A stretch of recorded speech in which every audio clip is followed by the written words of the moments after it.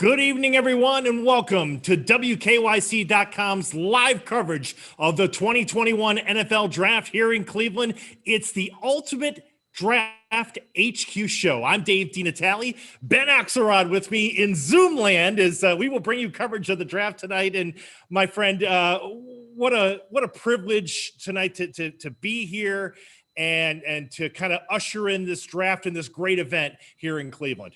Yeah, there's no question about it. And we're sitting, just feet really away from the 2021 NFL draft. I can see First Energy Stadium just outside our window here at WKYC Studios. And you just feel the rain didn't get in the way. Sure, it's been a little dreary out and definitely a little gray out today, but just driving into downtown, you feel that buzz. You see it all over social media, really starting, I think, yesterday. And going to be a really, really cool couple of hours here and a really cool weekend for the city of Cleveland.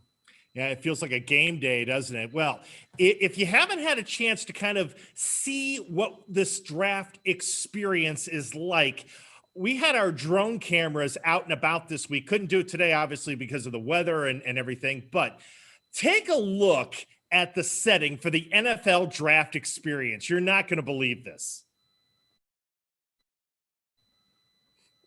You could see our drone. And Benny, I thought they used the space well, right between First Energy Stadium and the Great Lakes Science Center, kind of accessible. And they've done so much to make sure that from a perspective of distancing and COVID protocols, everything's going to be safe down there.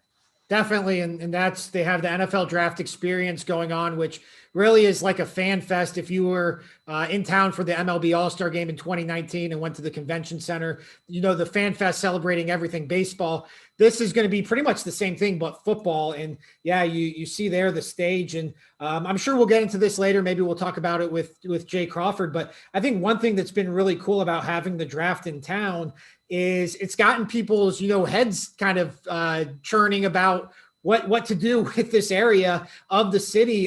First Energy Stadium is a beautiful stadium. It's a, first-class NFL stadium, but it's so kind of detached from the rest of the downtown area. Not a lot of bars in the area, not a lot of restaurants, not a lot of parking, as the Haslam spoke about earlier this week. But you see that stage there, it just kind of fits in seamlessly. And I think it's kind of gotten people thinking about, what the city of Cleveland can do with that space. Could you put a concert venue there? This stage is going to be one and done. They're going to tear it down, I think, starting next week. But, it's cool to see Cleveland and the NFL utilizing this lakefront area, because I think that it's really gotten people thinking about what, this area can become here in the years ahead.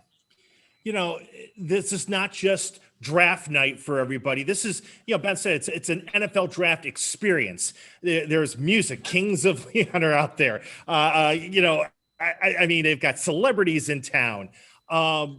We'll see from our reporters out there tonight.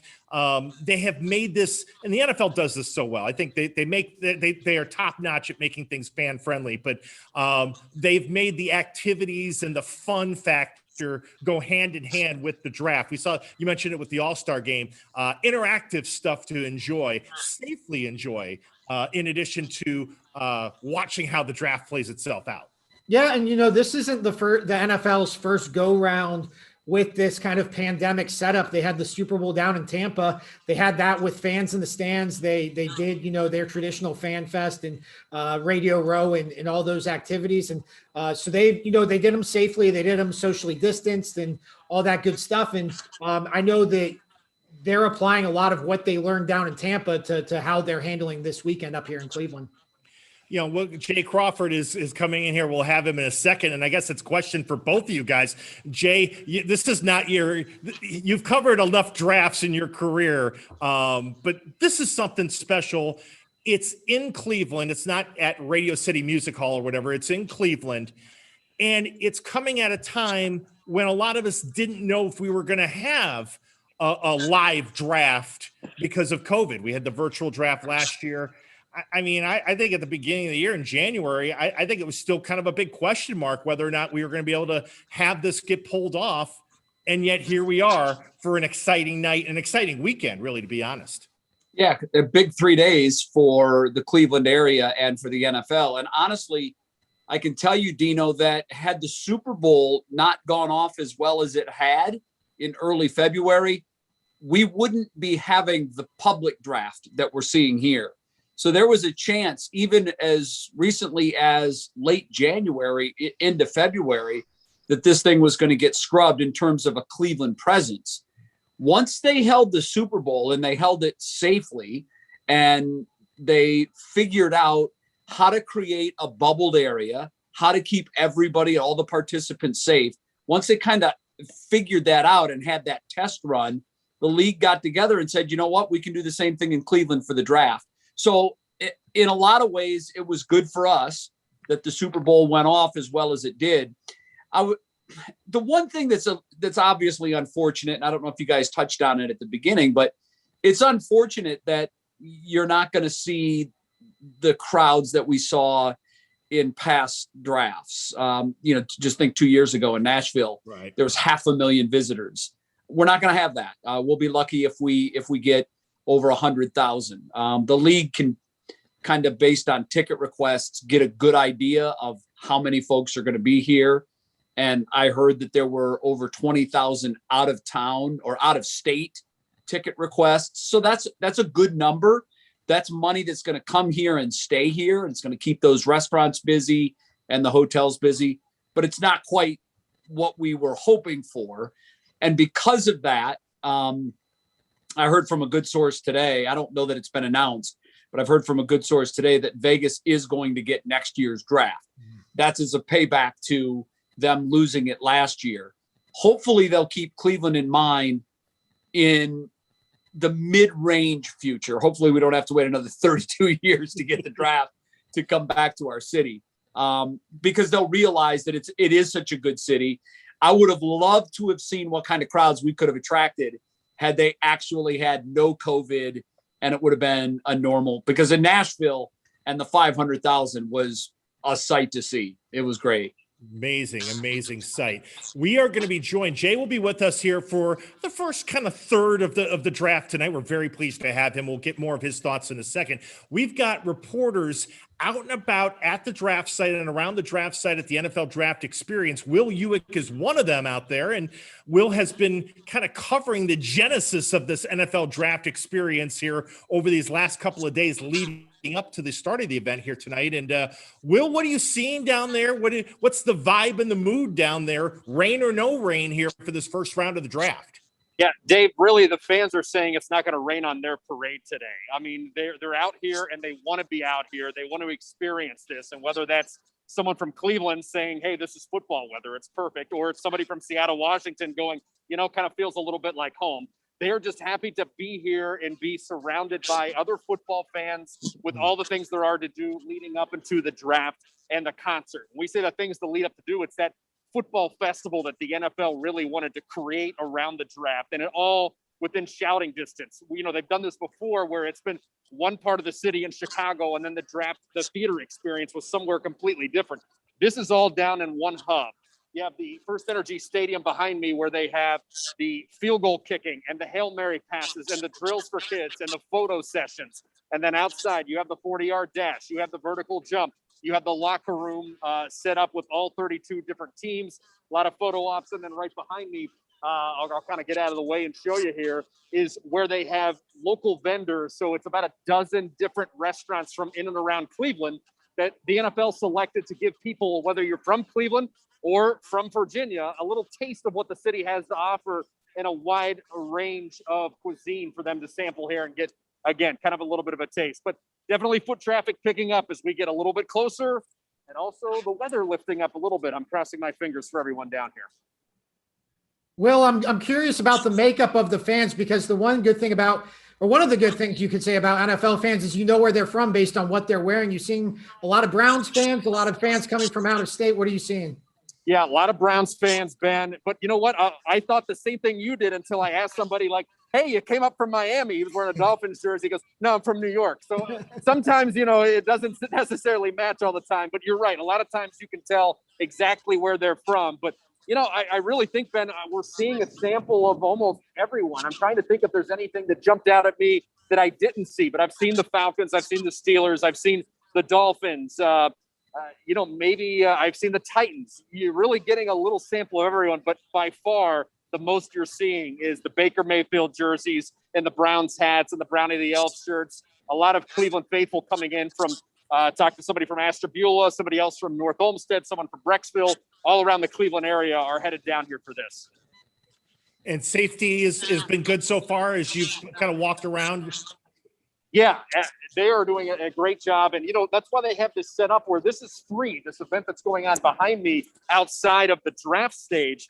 But they have it set up that you have to get an RSVP because they wanted to keep capacity in check because of safety protocols. So although it is free and they still have time slots open, you have to get the NFL One Pass and find a session that they have availability for you. It may not be the prime one that you want to be here, something like this, where, okay, I want to be there while the draft is going on round one, but they do have some other time slots that you could, maybe be in there kicking a field goal as they're selecting round 3 and 4 at some point. But you do have to get on and get that NFL One Pass or you won't be permitted in here. That was one of the ways they wanted you to do. And I'll even throw this out there. I was eating in, where you're supposed to have the mask up, and a nice gentleman walked up and said, "Excuse me, sir, are you done eating? Can you put your mask back on?" So, they are keeping safety a high priority here in and around the draft complex. All right. Well, Will, we will check back with you here in a little bit as you'll be kind of working your way around and getting the vibe and the experience tonight of this 2021 NFL draft, the first round of the draft here in Cleveland. So that's my pick. And now, Dave Natale, you are on the clock.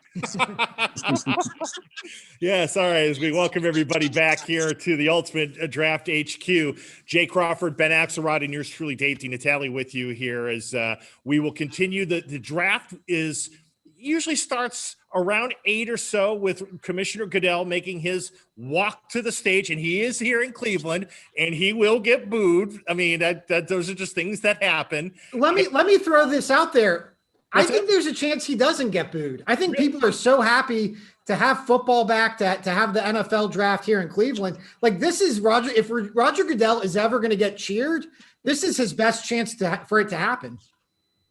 You would think, and Jay, as you said, the NFL has obviously they made this work. They made the Super Bowl work. They've made this work.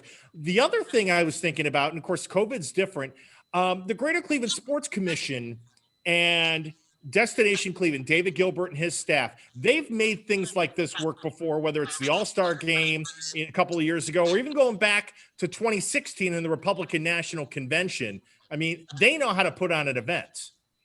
Well, I'll tell you, historically, in the recent history, their reputation nationally for throwing a hell of a party has grown to the point where next year they're going to have the NBA All-Star Game. Right. I believe they're having the women's Final Four in a couple of years. So Dave's group is wonderful with the pitch. They put together such a concise plan for whoever's putting on the event that the event organizers realize they're doing a lot of the legwork for us. They know how to put the glitz and the glamour into a big production.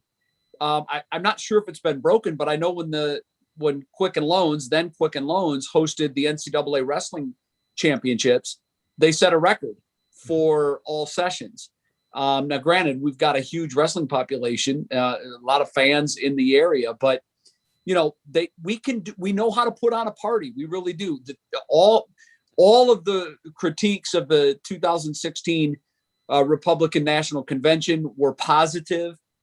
Also, in that same year, I mean, guys, when you think about what the city of Cleveland was able to present in 2016, we had 3 NBA championship games. We had 4 World Series games. Right. We had the RNC, and all in a very short a period of about 4 months from June to October. Right. And so when you're putting on that kind of a presence, I think it really speaks well to the other major events that we know how to do this. We can get it done. I was talking to David Gilbert this week, and he said that, a lot of the media was trying to bait him to get him to be negative about the fact that we're not going to have the total fan experience that we were hoping for.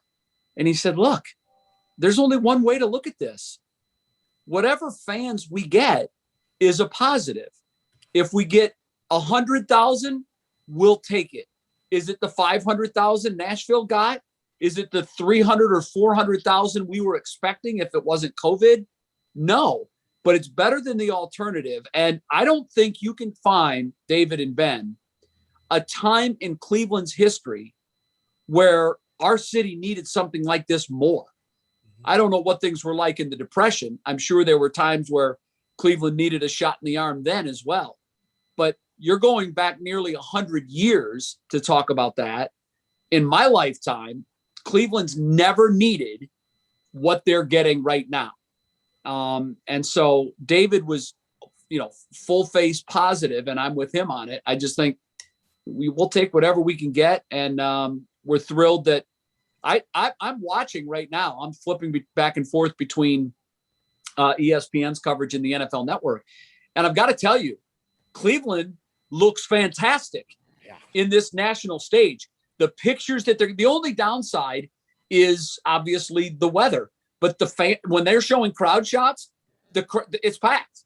Right. That vaccinated zone that they have has 5,000 fans in that immediate area. 5,000 fans in that small of a space can make a lot of noise.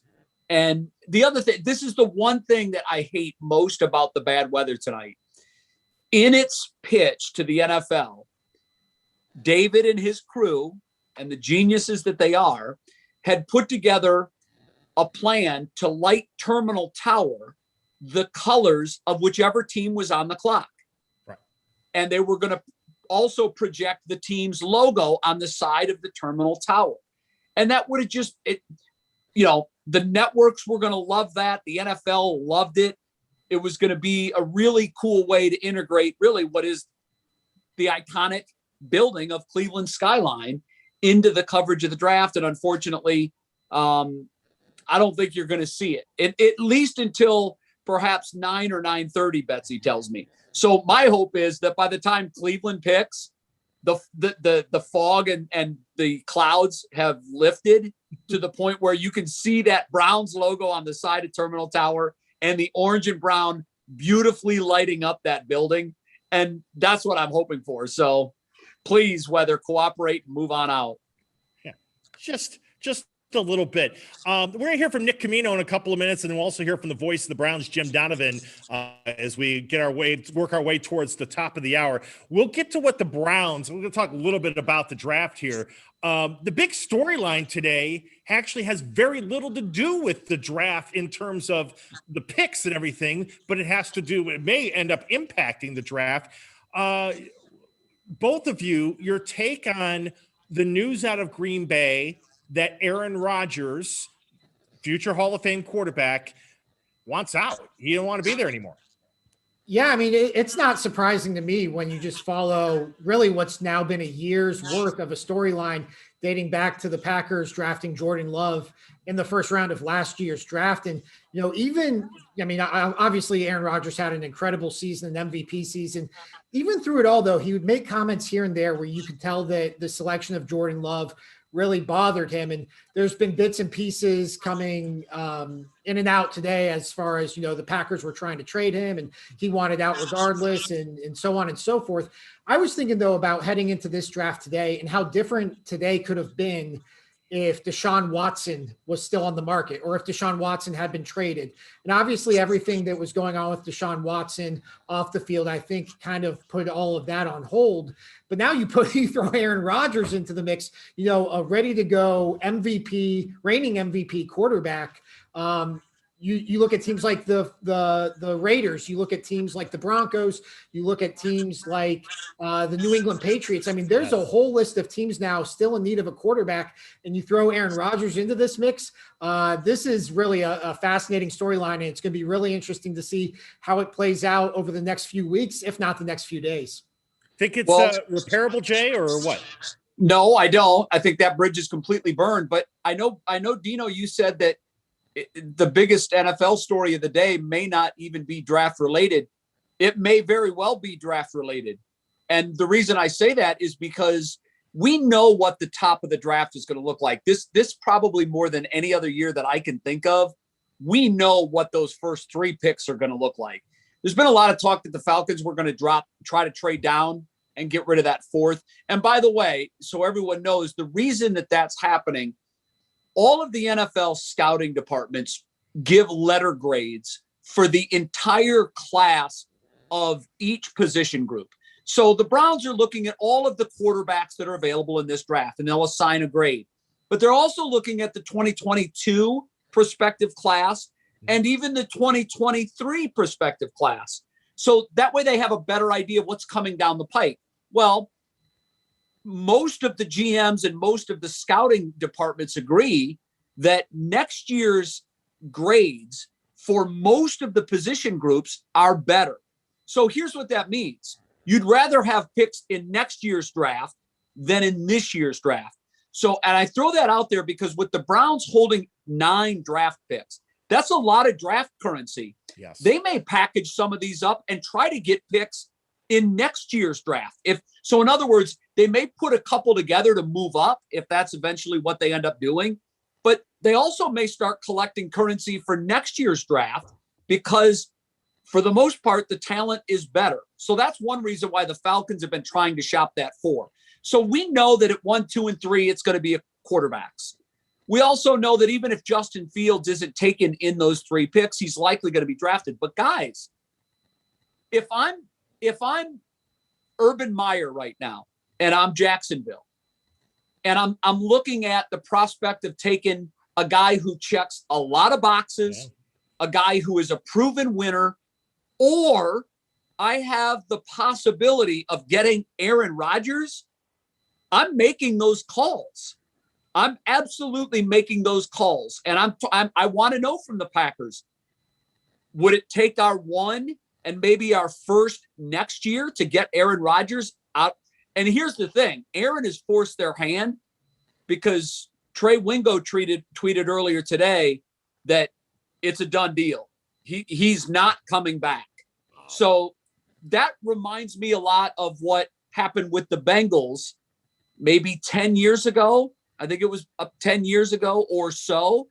They were looking down the barrel of a quarterback who was telling them flat out, I will retire. I don't need your money. I am done with this organization.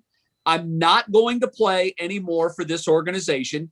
And so Carson Palmer basically put the proverbial gun to the head of the Bengals organization and said, trade me or you're going to get nothing. So the Packers might be talking to Jacksonville and New York and San Francisco. And look, I know that Aaron is past the midway point of his career. But if you tell me right now, behind door number 1 is 5 years of Aaron Rodgers, and behind door number 2 is whatever we end up getting from Trevor Lawrence, guys, give me the proven commodity every single time. I know it's not the long-term fix you're looking for, but go back and look at the quarterbacks taken in the first round over the last 10 years. How many of them actually turned out to be the long-term fix? It doesn't always happen. What about, and it's interesting with San Francisco, and we'll talk about them when we get close to the pick, but where's this leave Garoppolo in your mind? I heard somebody say today, I think it was Charles Robinson say he's going back to New England. He's going to be a Patriot. I've always thought that made the most sense. And I just think you look at Jimmy Garoppolo, I think he has a good relationship with Kyle Shanahan, with that 49ers front office. I think they would want to do right by him. Obviously, they want to get the most they can for him. And I think that fits into the fact that, New England's in win now mode. You look at what they did in this offseason. New England is typically, Robert Kraft, their owner, has come out and said they usually laugh at the teams that spend a lot of money in free agency. They were that team this year. They were the team, splurging on wide receivers, splurging on not 1, but 2 tight ends, splurging on pass rushers and defensive backs. they were one of the most aggressive team. Actually, they were the most aggressive team in free agency. Now, some of that is that they had the most cap space and they had the most money to spend, but they need a quarterback. I mean, we all saw what we saw from Cam Newton last year, and some of that might have been COVID related, but I don't think you can go into the 2021 season with Cam Newton as your starting quarterback and feel comfortable about your chances in a pretty competitive AFC. So Jimmy Garoppolo knows Josh McDaniel's system. He obviously is very familiar with New England. So I've always thought that makes the most sense, both from a player and a team fit, is Jimmy Garoppolo going back to the New England Patriots. Hey, Ben, I thought that was a good fit too, until Aaron Rodgers suddenly becomes available. You want a storyline for 2021? Aaron Rodgers goes to New England, and then you've got Belichick and Aaron Rodgers in the AFC, and a potential Tampa Bay Buccaneers and Tom Brady NFC representing the Super Bowl. How would that be for a storyline? Oh. I don't know that the Pats would be interested, but I'm at least picking up the phone and trying to figure out what it would take to pry Aaron Rodgers out of Green Bay. Yeah, I think the big question would be, does New England let Aaron Rodgers wear Tom Brady's old number 12? I'd like to see it. That would be awesome. Jim Donovan, the voice of the Browns, is joining us. He is at the NFL Draft Experience, and this is a new experience for all of us, Jimmy. For a long time, the NFL Draft has represented for Browns fans the Super Bowl. If it weren't in Cleveland, it would almost be an afterthought, but it is in Cleveland, and it is exciting, and people are excited about the Browns. Well, they really are, Dino. And it's good to be with you all. Yeah, they really are. They're very, very excited. And we were over amongst the crowd, and it's just amazing how proud they are of and the whole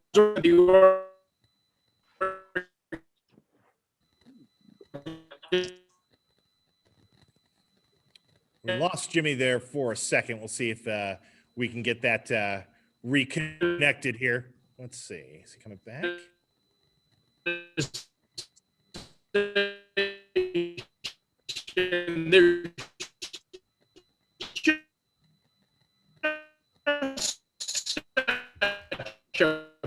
Better feel, and we developed a of almost being.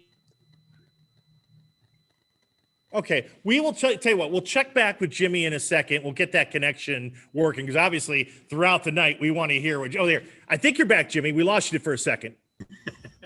Okay, never more true of having the draft hips than like back in 2014. I mean, you go back in that draft, you know. I mean, that is one of the all-time worst drafts you'll ever have. In the first round, they traded down and got Justin Gilbert at number 8. And Mike Pettin, who was the head coach at the time, after he had been fired, later admitted to me that they had never gone to see Gilbert or visit with him in person, that Ray Farmer said, listen, this one's on me. I have some people I know there. And one of the Oklahoma State coaches contacted Pettin when the Gilbert situation had blown up and they weren't even playing. And he said, if you had only called me before you drafted him, I would have been able to tell you some horror stories about how the kid just didn't seem to like football. And then, of course, they outdid that pick when they went and got Johnny Manziel. But all of that is over now. I mean, they really have straightened things out. They nailed the draft last year. And I think people are just so confident of this front office right now that they're very excited about whatever these next 3 days brings us. All right, kids, we want to know. Jim Donovan is joining us, the voice of the Browns, as we get ready for the start of the 2021 NFL Draft. We'll obviously have a little bit more time with you a little bit later on to kind of look at the pick. But as you think about the Browns and where their biggest need is tonight, coming off of free agency, coming off of everything they've done, what's going to be their biggest target or targets, especially this first 2 nights of the draft for them? So I think there are 4 spots where they are definitely going to address. Cornerback, an edge rusher, because you got to remember now, Clowney and McKinley are both on 1-year deals. Linebacker, and then, of course, I think wide receiver, because Landry and Beckham are going to be 30 years old, ancient, by NFL terms. And on the cap, it's going to cost them $30 million. So I don't know, as you go forward, if you can really afford to have both of those guys on the roster at the same time, keeping in mind that Baker Mayfield's going to get a ton of money on a long-term deal at a certain point in time. But at the top of the list, Dino, I give you this equation. Cornerback, and here's why. Denzel Ward in his first year played 12 games. In his second year, he played 13 games. And last year, he played 12 games. He's missing 3 to 4 games in each of his first 3 seasons. When he doesn't play, that's a major problem because they always put him on the other team's top receiver. On the other side, I know everyone is saying, well, we're going to get Greedy Williams back. But what are we going to get in Greedy Williams when he comes back? He hasn't played in over a year. And even his rookie year, it was okay. It was passable, but it certainly wasn't great. The 2 guys that played a lot behind those 2 last year, Kevin Johnson, Terrence Mitchell, they're not here anymore. So to me, it's pretty obvious they have to go at cornerback. They really do. That's the leanest position that they have on the roster. That roster is really good, but I think it's a little skeptical and thin because of durability issues at cornerback. All right, Jimmy, enjoy yourself down there. We'll have you back in a little over an hour or so, play a little Fact or Fiction with you as well. But we appreciate your time, my man. Dino, thanks very much. I'm doing the encore number with Kings of Leon. That's right. Jim Donovan, the voice of the Browns, down at the NFL Draft Experience. And next door at First Energy Stadium is our Stephanie Haney, our digital anchor here for WKYC.com and 3 News. And how's it going down there? What's the scene inside the stadium, Steph? Hey, Dino, it's great down here. I have to say the weather has really cleared up nicely. This is perfect football weather. The rain has stopped. We've got people down on the field. We just had some of the kids swap out. So we're waiting for the next set of the kids to take the field, do that target practice, run those sprints. And, we've got the Kings of Leon up on the big screen there. It's great. And more people are coming in. It's really filling up down here. Stephanie, you're no stranger to a game day or two. How would you compare this atmosphere downtown to a Cleveland Browns game day? It's feeling a lot more like it, Ben. I have to say, throughout the season, it's been a little bit on the quiet side, but it's really nice to see the people down here. I was walking Winston in the neighborhood downtown before. Winston the Puggle, he had on his Browns jersey. People were shouting at him, saying hi to him. It was a really good vibe down here. Winston's a star. I mean, come on. That's the way it goes. We're going to check back with you in a little bit, Stephanie, and we'll let you get back to the fun and excitement, and we'll check back with you in a few minutes. Sounds good. Thanks, guys. It's Stephanie Haney at First Energy Stadium as we have reached the top of the hour, gentlemen, and Roger Goodell will be on stage in a little bit, and the Jacksonville Jaguars will be on the clock. And, when you talk about Jacksonville, it's Urban Meyer. Jay, for both of you guys, but I'll start with Jay. How surprised were you that Urban Meyer got back into the game at the pro level at this point in his coaching life, in his football life, if you will? Well, I have to tell you, very surprised that it ended up being in Jacksonville, because I was emceeing an event in Columbus within the year, and I was chatting with Urban about his post-football life, how he likes Fox doing the TV gig. And I had told him, if I know you how I think I know you, there's no way football is out of your blood. And he said, yeah, it's not, and it never will be. And I said, okay, so what gets you back into coaching? And I was stunned that he gave me an absolute and a straightforward answer, because, Ben, Urban can be tricky. And he didn't hesitate. And he said, there's 2 jobs I'd come back for: Notre Dame in college and the Dallas Cowboys in the NFL. And I took a step back and I said, wait a minute, Urban, are you kidding me right now? He's like, no, not at all. Those are the 2 jobs. So look, if he's telling me, he's telling other people. And it told me at the time that he was doing that specifically to throw his name out there, to let both organizations know What I'm saying is there's a chance. And Notre Dame sort of backs its way into, I mean, they made the playoffs. I never thought they were a playoff team all year long, but Notre Dame isn't going to fire Kelly as long as they're playing in the college football playoffs. And I thought the Cowboys' job, who knows with the Cowboys and Jerry Jones. I thought, wow, if there's ever a match made in heaven, it's Urban and Jerry. And I did think that perhaps, maybe, but obviously that didn't happen. So when the Jacksonville thing happened, I said, wow, he must really love Trevor Lawrence. So I think more than anything, it was that pick and the perfect timing. He lives in a neighborhood with Tim Tebow. I mean, can there be anything more perfect? Tebow obviously coached at Florida by Urban Meyer. The two are very, very close friends. So he's in an area and a part of the country that he's very familiar with. And he gets to put his fingerprints all over this organization. They're at ground zero, and it's time to build them up. And he's got a guy that he thinks he can do that with in Trevor Lawrence. The irony of it is Justin Fields is there. He's available. And I would think that Urban would love to coach Justin again. And unless, I mean, it's not going to happen, so I can't even go there. But, I was going to say, unless we have the biggest curveball in the history of drafts, he's taken Trevor Lawrence, and that leaves Justin Fields to see how far he's going to fall. I'm told by a couple of people today, San Francisco will not take Justin Fields. Again, I've learned through the years, you discount about 90% of what you hear the closer you get to the draft.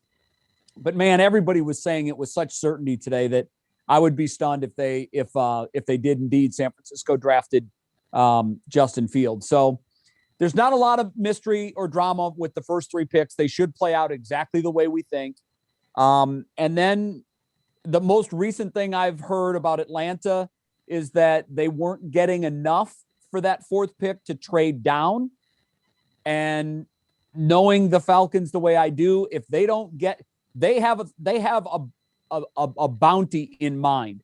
And if they don't get it and it's not met, they won't move the pick. So I think the Falcons will likely end up taking that pick at number 4. But I think that's the first real surprise that we should watch for. What happens with that fourth pick? And again, guys, I mentioned the Aaron Rodgers thing. Who knows what's going on with these teams that picked very highly in the draft? If I'm Green Bay, today may be the best time to move Aaron Rodgers. Right. Because if there is a guy that you love at quarterback, and I know they have Jordan Love, but there's been a lot of talk that Jordan Love could end up with New England and Belichick. So maybe you see a team move up, give up Jordan Love, or maybe a trade to the Patriots to, send Jordan Love to New England and a swap pick there with another team, maybe a third team involved. But funny how we've seen this come full circle. Aaron Rodgers was drafted by the Packers when Brett Favre was late in his prime, but in his prime. And Brett Favre got upset, and it led to the divorce of the Packers and Brett Favre. The same exact thing is going on now, but Aaron Rodgers is playing the part of Brett Favre, and Jordan Love is playing the part of Aaron Rodgers. We all have to understand that you're all replaceable, and everybody has to be replaced at some time. And Aaron, that's what the beef is over. It goes all the way back to last year. He was not happy that they took Jordan Love, and it got worse with time. And there were some other things that happened inside the organization that made him even more angry. And now it's led to, from what I'm told, there is 0% chance that Aaron Rodgers wears a Green Bay Packers helmet again. Now, you never say zero, but the person that I spoke with late this afternoon told me that's not going to happen. So we'll see. Yeah. We'll pick this up in just a second, guys, and talk more about this. Tonight, in addition to Ben and myself and Jay and the rest of our three new staff, we are going to be working with our partners at the Locked On Podcast Network, and they'll be providing pick-by-pick analysis as the draft continues tonight. So we're going to step away just for a second, let you get a little bit of their take on this first pick and what the Jags are going to do and what some other teams might be doing. It's the Locked On Podcast Network. Enjoy it for a second. We'll be back, and we'll continue to kind of go back and forth with our coverage throughout the evening. Make this trade, they have to do it now, tonight, with that number 9 overall pick. Dre, you look like you had something to say there. I was just about to add that I think that it comes down to being valued too. I think he wants to feel like he's an important part of the franchise. Sure. He's asked for players in years past. I think he wants to go somewhere where he is paid, but he is respected too as well. So I think that definitely plays into the equation. Who said? I was talking with you guys before the show. Who said Green Bay's going to spite him and pick a wide receiver at 9? Like Green Bay trades for 9, and then it's like, oh, okay, we'll draft Jalen Waddle here at 9. What he's been asking for the whole time. Absolutely. So let's change the conversation a little bit and let's get into these actual draft prospects. We know that the Rodgers point throughout the night, but talk to me about these 5 quarterbacks. We're hearing that all 5 could potentially go in the top 10. I mean, that would never have happened before. This would be historic. Is this draft with quarterbacks, you guys think, because you guys have scouted all of them very in-depthly, is this a historic draft class, or do you just think times are changing and the need for a quarterback, if you don't have one, or even if you have a marginal one, that's just what we're going to see tonight in the NFL draft? Well, I think it has the potential to be a great draft class. And if everybody reaches their respective ceilings, then, yeah, you have the chance to have 5 quality starters in the NFL. But at the same time, I also think about some of the dynamics of this draft process and some of the uncertainties around who is and is not confident about the players that are available to them due to a lot of the things that Tamara referred to at the top, with lack of private workouts and lack of an NFL combine. And it's like, okay, well, if we're going to invest premium assets, you might as well roll the dice on a quarterback, right? It's like it's the number one asset. Think about Mac Jones, less than 20 career starts. Trey Lance, less than 20 career starts. I think that's important to recognize, that we talk about 5 quarterbacks going. Were there boos? Yeah, I think I heard a few boos. Roger Goodell just getting introduced on stage. But Ben, I'm with you. The more I thought about it, I'm with you. If I were there tonight, I couldn't boo the commissioner. Not tonight. Not with everything that we've gone through here to get this draft in Cleveland. Well, it looks like he might have cheated a little bit, because it looks like he has some friends on stage. There's Jarvis Landry, Bernie Kosar, and Joe Thomas. So I don't know if you could find 3 people in the city of Cleveland less likely to be booed. Maybe if you brought Kevin Stefanski up there as well. But yeah, I mean, it looks like some cheers from where I'm sitting. You know, the NFL is the best marketing machine I've ever seen. And I think what probably happened was Goodell asked his staff in a meeting, guys, what can we do so I don't get booed? I'm so sick and tired of getting booed. And some genius in the room said, well, you know, there's these guys, Jarvis Landry, Bernie Kosar, Joe Thomas. Cleveland really loves the 3 of them. If you were to walk onto the stage with those 3, I bet you wouldn't get booed. And there you have it. The NFL's marketing team strikes again. That's why David Stern, though, will always hold a special place in my heart, because he was the total pro wrestling heel who would just lean into it. Gary Bettman got to be pretty good at that too. Yeah, I mean, at some point you have to realize that in that position, you're always going to be the bad guy. There's no way around it. Well, that's what they make the big bucks for. That's exactly right. They'll take their $30 million a year salary and the booze, and they'll live happily ever after. Yeah, it's just, I love the mix though. You've got a popular player from the current Browns, and the future Hall of Famer in Joe Thomas, and probably the most popular alum in Bernie Kosar. I mean, no dummies. No, it's a good look too. I'm looking at it on the stage right now. And by the way, it looks like the rain has stopped. And it also looks like, I mean, the crowd looks great. I mean, it looks like there's no shortage of fans, and the excitement level seems to be on high. And they're focusing a lot on Bernie and and Joe Thomas and Jarvis Landry. So it's got a very distinct Cleveland feel to it so far.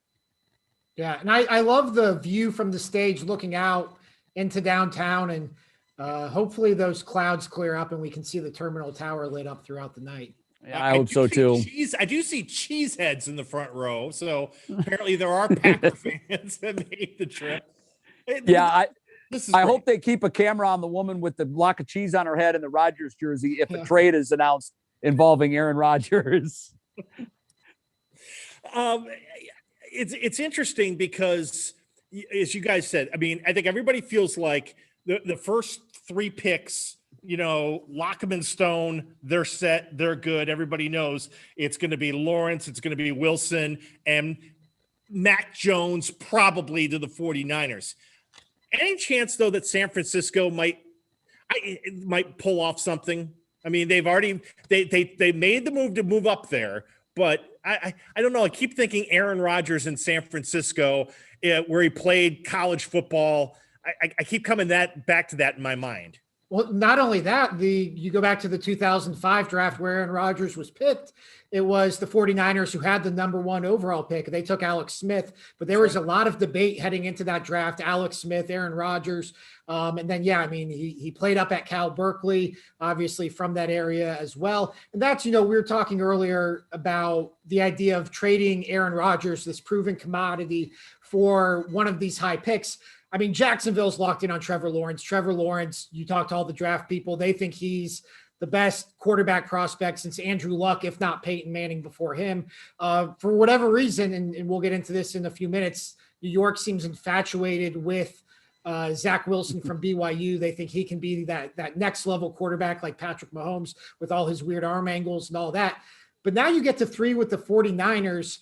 And the 49ers obviously traded up with the idea of taking a quarterback. Depending on who you talk to, it was for Mac Jones or Trey Lance, and we'll finally find out here what they're going to do. But I do wonder, if San Francisco's in the market here for a quarterback, and obviously they are, how much of a wrench does Aaron Rodgers throw into those plans? Because you're right. I mean, as much as I was talking about Jimmy Garoppolo fitting in New England, Aaron Rodgers fits like a glove with those San Francisco 49ers. I agree. And I agree with everything you said. I think that what did he fall to? 22 in that draft? It was in the it might've been 25. Yeah. It was just, I think it was my most excruciating draft experience as a fan, because the shots of him waiting endlessly, at some point you're just like, please save this kid the embarrassment and take the camera out of his face, for crying out loud. It was horrible to watch. I think that makes perfect sense. And here's the reason I say that. It was not an accident that this story leaked today. Yeah. Not at all. It doesn't do Aaron Rodgers any good if the story comes out after the draft is played out. Mm-hmm. It helps Aaron Rodgers immensely, because if I'm San Francisco and I see that story move on the wires, I break my ankle getting to the phone. I can't call Green Bay fast enough. Yeah. What do you need? What's the best offer you have right now? Now, if you're Green Bay, obviously the way you play it, if you have the chip, is you tell all the teams in your first phone call, sharpen your pencil, give me your best offer. I don't want your first offer. I want your best offer, because we have 5 hours, guys. Right. So I need your absolute best offer. No surprise at all. Lawrence is the first pick in the draft. But I want your best offer, and I need it by 5 o'clock. Yeah. So at least that gives you time to horse trade and to look at the offers. And it wouldn't shock me at all if Aaron Rodgers is involved in a trade in the next hour. Wow. I'm with you. I think if it's going to happen, I think it might happen before the night's over. Jacksonville, still a few minutes on the clock. Obviously, they're going to play it out a little bit and have some fun.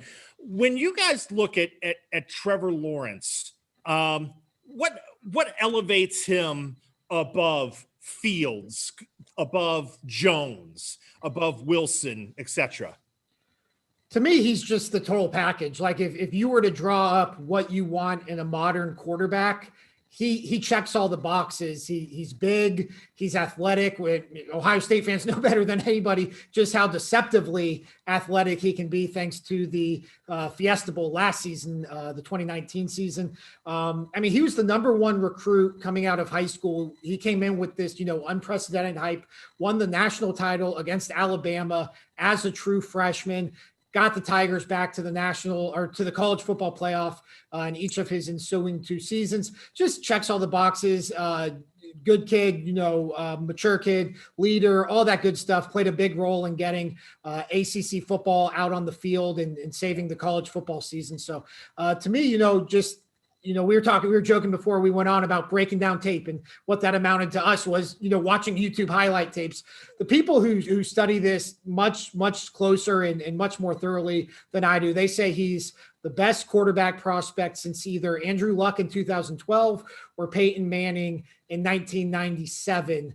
So that's that's pretty high praise for a player. So we were talking about Urban Meyer earlier. I don't think Urban Meyer is in Jacksonville if the Jaguars don't land that number 1 pick. And, we've seen coaches, a lot of your NFL success comes down to who is your quarterback, who is the quarterback you are married to. And I think, obviously there's a handful of proven commodities in the NFL right now, but as far as unproven guys, I think Trevor Lawrence would be that guy who's, for lack of a better term, your number 1 pick. Yeah, Herb Street told me today that Trevor Lawrence checks more boxes than any quarterback he can remember coming in to the NFL draft. Now, Kirk might be, I will say though, Kirk does a great job of washing out any bias. Typically, when you have a son that plays on Clemson, it does tend to skew your judgment a little bit. But by all accounts, this kid's a can't miss. He is as close to a sure thing as you can get. And Ben, I think you're absolutely right. If the Jags didn't have that overall number 1, then I'm not sure you'd see Urban Meyer in Jacksonville. It's almost like when you're Phil Jackson and you're tied to guys like Michael Jordan, Shaq, and Kobe Bryant, his legacy is cemented forever because of those 3 players. You're going to win championships with those 3. I don't care who the coach is. Teams with those players are going to win championships. Phil was smart enough to pick his spots. The only mistake he made was coming back to try to do that with the Knicks. Right. But for the most part, and I think that was sentimental based, for the most part, you earn that gravitas when you win rings. So he was able to pick the Lakers situation because of what he was able to do with the triangle and with Michael in Chicago. Well, Urban had that equity from what he was able to do both at Florida and Ohio State. And so when you've got that kind of equity, you can sit on the sidelines and you can pick your spots. And he must love Trevor Lawrence because he decided that was the right spot and that was the right player. And we'll see how it works out. I will tell you this. If he's a flop and Justin Fields turns into a winner, Urban's NFL career is over because he's all in.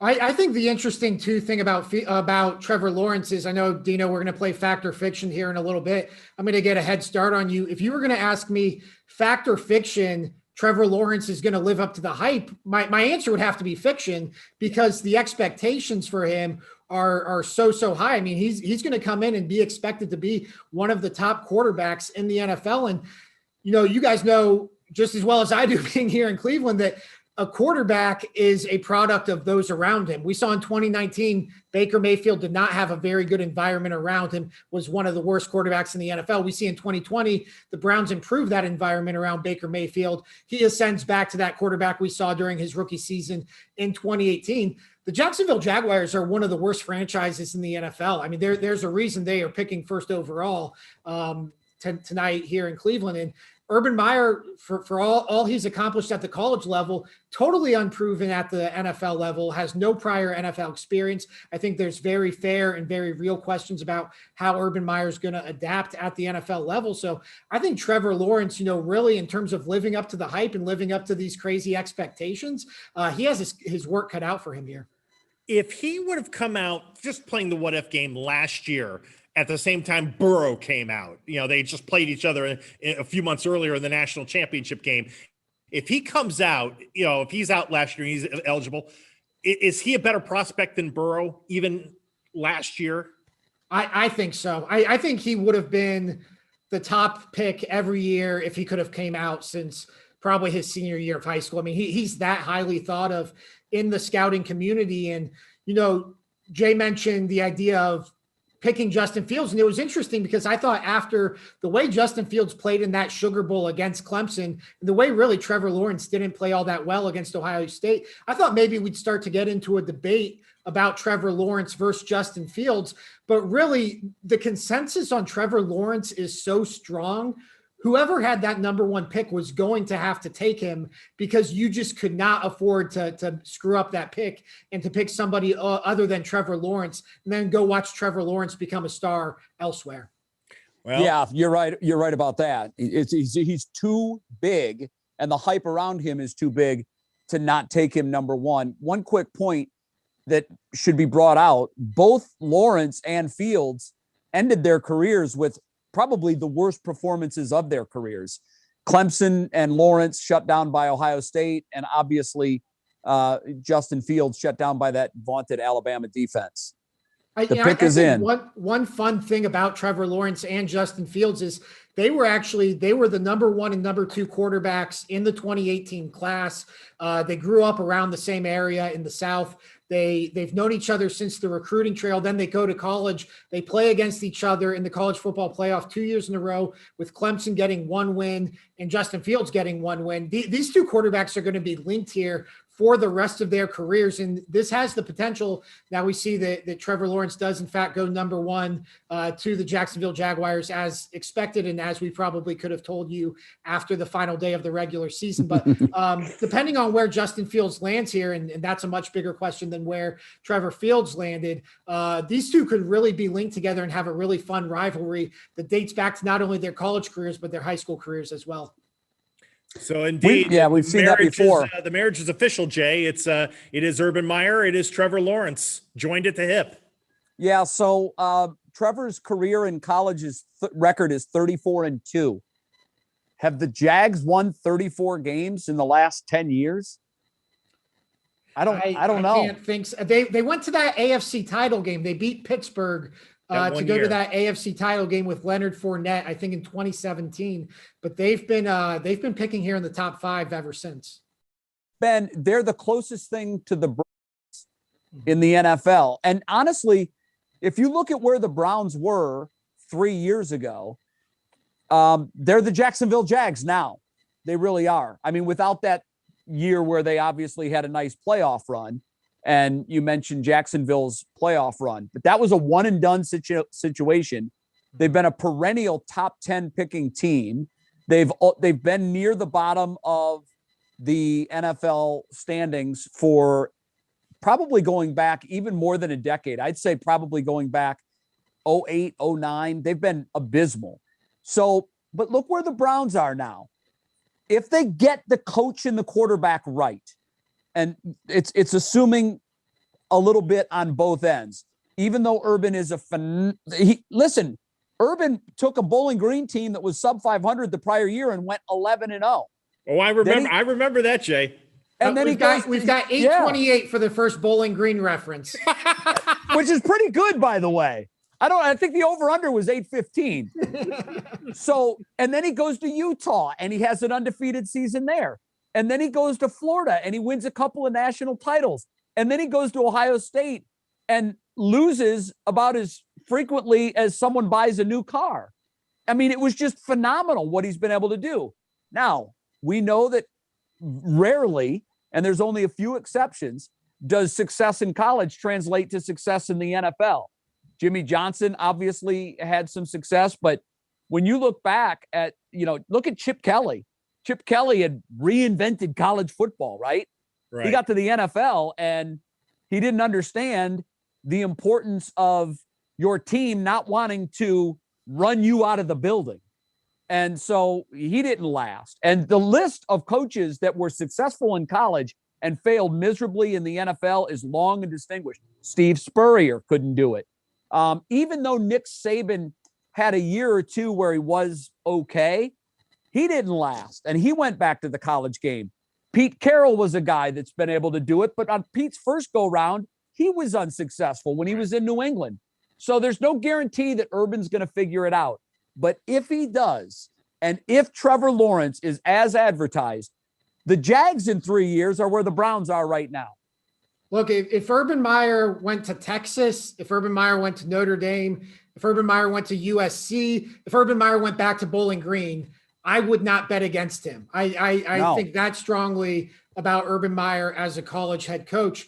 The NFL is a different beast, though. And just from what we've seen in this offseason already, I have some questions. Urban gave a press conference after free agency where he was kind of bemoaning, the idea that they weren't able to get guys in for full visits and flesh them out like they were recruits. That's not how it works in the NFL. At the NFL, you submit a dollar figure and the guy either signs with you or he doesn't. I'm sorry you don't get to do a background check on him the way you want to. Yeah, that was a bad look. Yeah, I'll admit that was a bad look. Them working out Tim Tebow as a tight end today. Like Tim Tebow's a 33-year-old retired minor league baseball player at this point. He's not an NFL tight end. So I have real questions about how Urban Meyer is going to adapt to the NFL level. But if Trevor Lawrence is as good as advertised, it's going to also answer a lot of those questions for Urban Meyer. Yeah, it'll certainly help. Nick Camino is with us now. He is outside the NFL draft experience, outside First Energy Stadium. And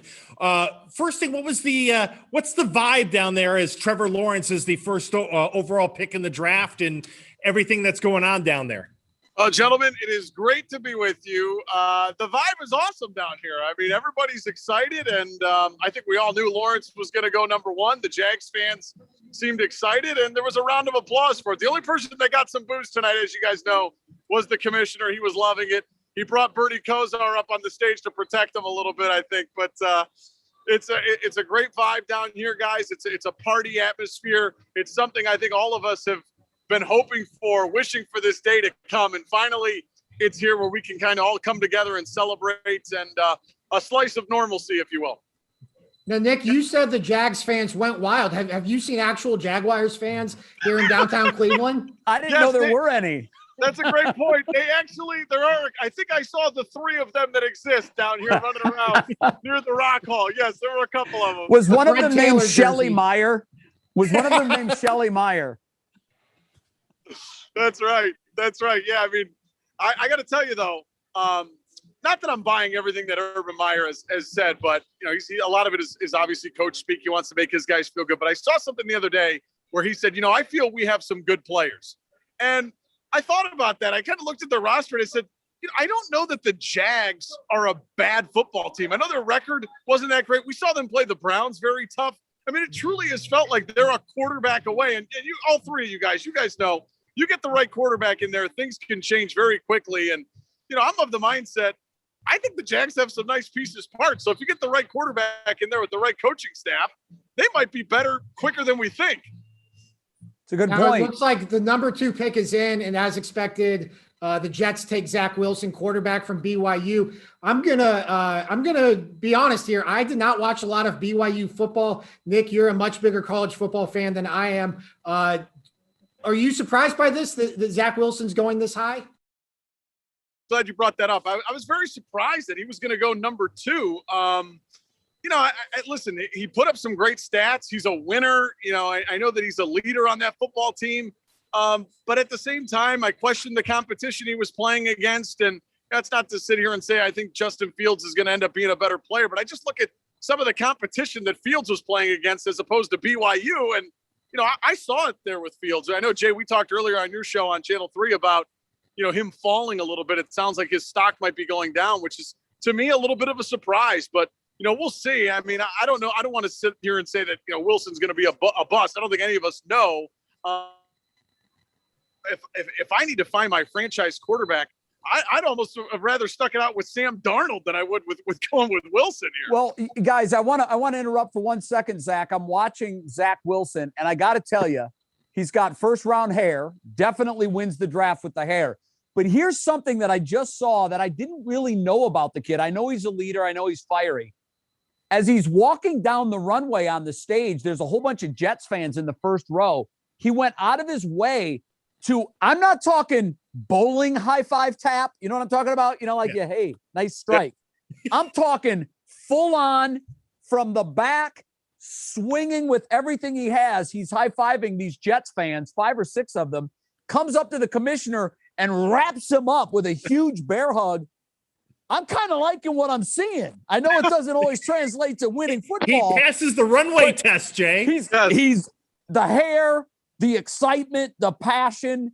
I want to see the kid do well. Yeah. But the problem here is it's the Jets. And look, we know a struggling franchise when we see one, and they qualify as a struggling franchise. Yeah, I was going to say, think about the 2 teams we just talked about. It seems like the Jags have the foundation, at least, of something that could, well, with the quarterback, take the next step. Nick, they had a lot of close games last year. I think we lost Nick in the same zone we lost Jimmy in earlier. But guys, Nick brought this up with the Jags playing the Browns close. I mean, my gosh, their coach was way over his skis, and it was obvious he was over his skis. And it was just, they lost a lot of very close games. They've got some pieces and parts. And Nick's right. I don't think I'd be blown away if this team won 6 or 7 games next year. Yeah, you know, the NFL, it's built for parity. Like there's a reason that the teams with the worst record get the number 1 pick. And there's a reason that, you know, teams so often go from the playoffs to the top 5 or top 10 of the draft. And that's why I'm sure we'll talk about trading down with the Browns. That's why I always hated trading down, especially when the Browns were in the top 10 and top 5, is you're picking there for a reason. So yeah, I mean, if you're the Jaguars, you need a quarterback, you go get your quarterback, and we'll see how it works out for them. But yeah, I don't think it would surprise anybody to see Jacksonville dramatically improve from their 1-15 record from a season ago. Well, quickly before you take over here, Dino, now comes the first surprise of the draft, potential surprise. Yes. The Niners are up at number 3. All of the conventional wisdom has them taking Mac Jones, the quarterback from Alabama.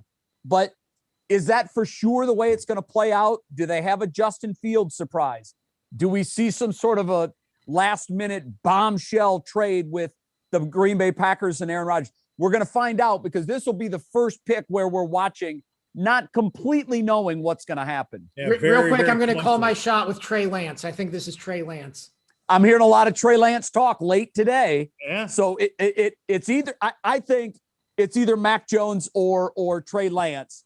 And the Aaron Rodgers thing would rock the football universe if that happens. And I haven't heard anybody reporting that it will, which likely tells me that it's not going to happen, because so often these things, when they're that big, get out. But we'll see. We'll see. That would be amazing. Okay, we'll have the pick in a second. Marissa Sines is out and about around the NFL draft experience. And Marissa, good evening to you. How is it going out there tonight?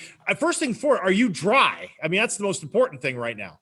That was the first thing I was going to say. We are dry. We are cold. It's not as cold as it could be, but when you're kind of still trying to dry off, you feel a little bit colder. But let me tell you, the rain is gone, and it really doesn't even look like it rained. And now people are really getting to interact a little bit more with what they have out here, because whenever we first got here, it was raining and a lot of stuff was covered up. Let me show you some of these mannequins, these team mannequins that have jerseys on them where people can jump on. They've been doing so, taking pictures, interacting with that, which is a great memory to not only hold forever, but it really just gets to show that people were here, which people have not been able to show for a long time, right? For the last year and a half. So yeah, but to answer your question, we are dry. We're just a little cold. That's all.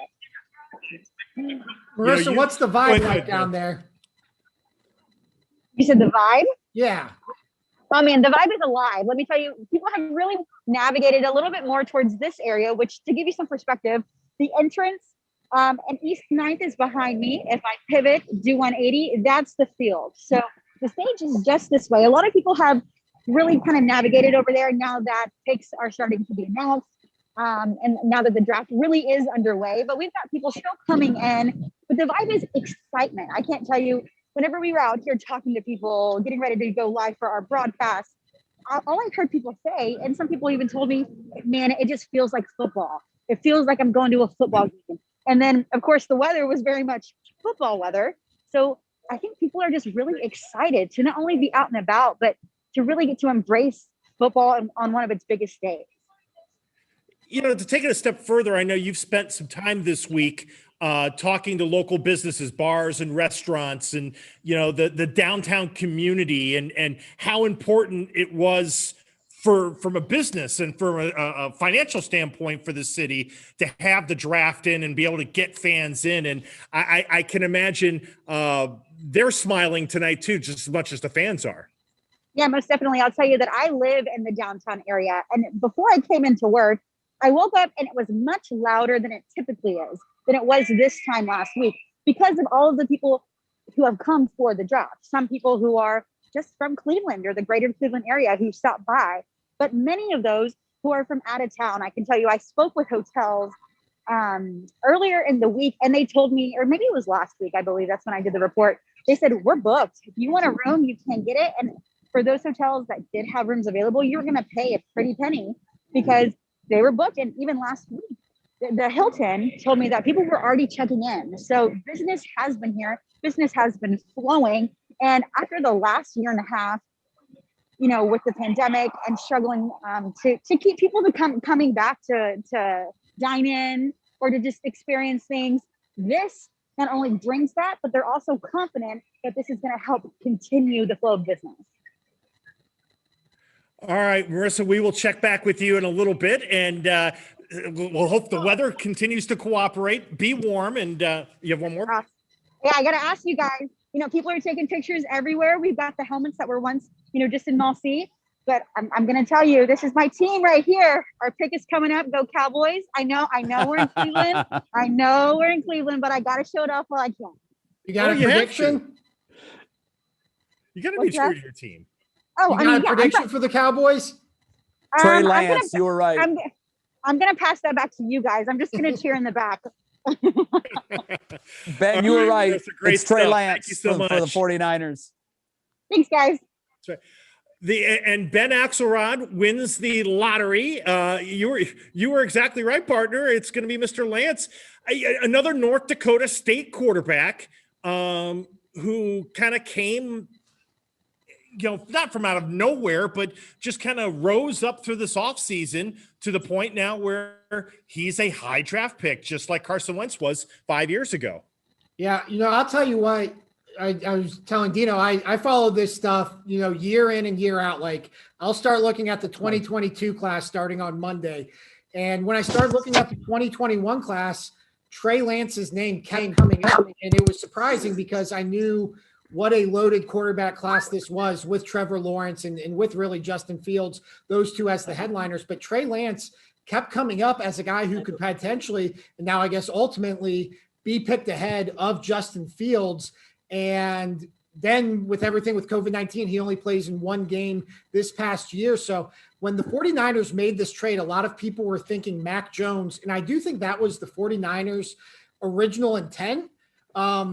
But the backlash from their fans, the backlash from the media, I think it might have talked them out of picking Mac Jones. I mean, I saw Kyle Shanahan and John Lynch give a press conference where they seemed to be defending the pick before it ever even happened. So this is really interesting now because not only is Trey Lance going to the 49ers, which potentially, because he's not thought to be as pro ready as Mac Jones, does that keep Jimmy Garoppolo in San Francisco for another season?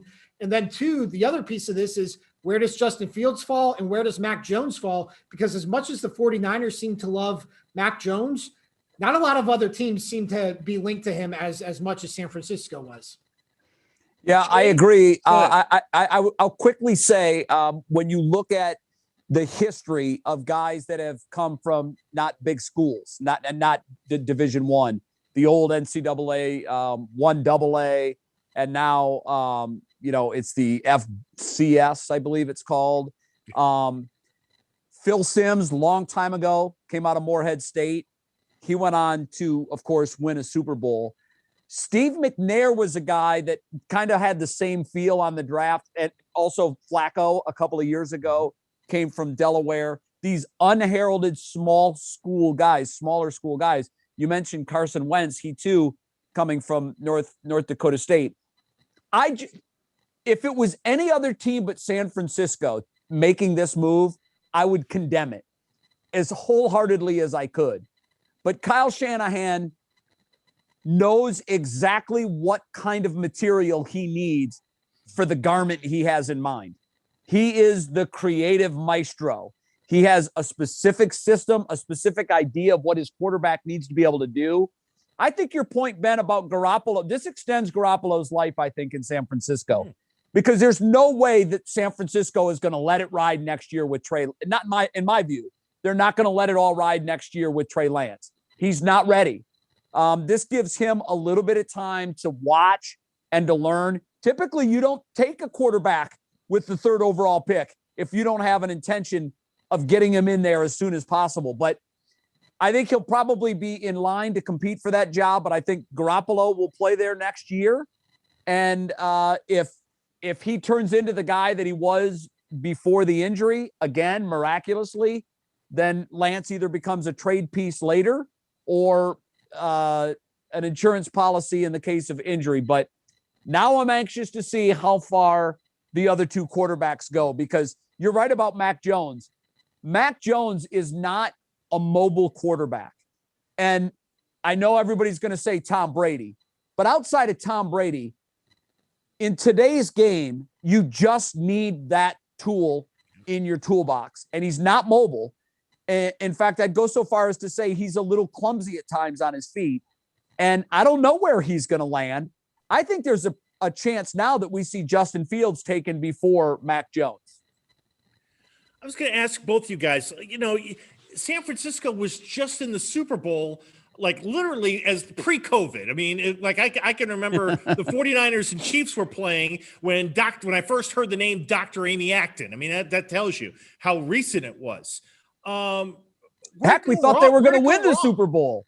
They were a quarter away. Yeah. We thought they were going to win it. Yeah.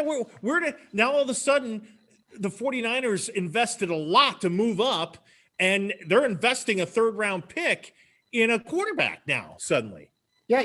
I think that I think San Francisco is honest about how they got to the Super Bowl, and they got to the Super Bowl with defense and with running the ball. And Jimmy Garoppolo made plays here and there, but I think you could argue they got there in spite of Jimmy Garoppolo more than they got there because of Jimmy Garoppolo. I think the exciting thing about this, if you're a 49ers fan, is we've seen what Kyle Shanahan can do with game manager types, with Brian Hoyer here in Cleveland, with, to a lesser degree, Matt Ryan, with Jimmy Garoppolo. Trey Lance is a guy, once he's ready to get on the field, who has the physical tools to be a top level NFL player. So you match that skill set with Kyle Shanahan's quarterback friendly offense like that. I think that's what gets you excited if you're Kyle Shanahan and if you're the 49ers and their fans, because I think this is a different type of quarterback than Kyle Shanahan has really coached in his NFL coaching career. It's funny. He's the kind of guy he would pick. He's the kind of guy he wants to coach. And now he finally has him. All the other guys were guys that were there when he got there, and he had to figure it out. When Garoppolo came to San Francisco, I think you're exactly right. I equated San Francisco's Super Bowl run a lot to the Buccaneers in Super Bowl 35. I believe it was 35. Yeah, when they beat the Raiders. Yeah, I can't remember the name. It was 2002, 2003 Super Bowl. I think it was 30, maybe it was 38. I don't know. But so Brad Johnson was kind of that game manager that Garoppolo was.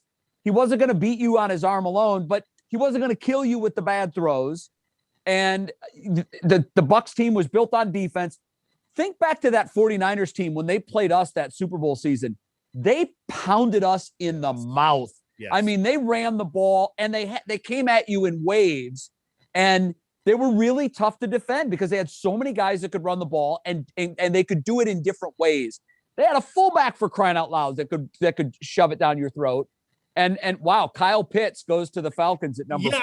I was gonna say, you looked at a lot of people's ranking of players, not by position, but just best prospect. Yeah. Kyle Pitts was on a lot of people's talent board. It's a tight end, and he's going to go and join Matt Ryan and the Atlanta Falcons. I think it's a great pick. What do you think, Ben? Yeah, I mean, if they didn't like any of the quarterbacks who were left, which at this point would be Justin Fields or Mac Jones, I think this is the best pick you could make. I mean, he's, like Dino said, I think he's the clear-cut best non-quarterback prospect in this year's draft. There's some questions about Julio Jones's future in Atlanta. He's getting up there in age anyways. This could extend Matt Ryan's career a little bit. And, just if you're Atlanta, you're not picking this high that often. That's why I think you at least had to consider, going quarterback here, because you could get that successor to Matt Ryan. But at the end of the day, you just improved your offense. You just took one of the best tight end prospects, really, that I can ever remember. I'm with you on that. I can't remember, because I know that Aaron Hernandez was highly touted, also out of the University of Florida, but he had a lot of question marks, which all came to fruition. Indeed.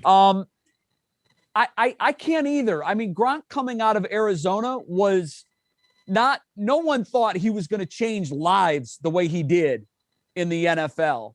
And I think maybe Kellen Winslow, when the Browns took him, like that's maybe. I think so. Yeah, I was thinking the same thing, Ben. That's a good comparison. And that was 2004.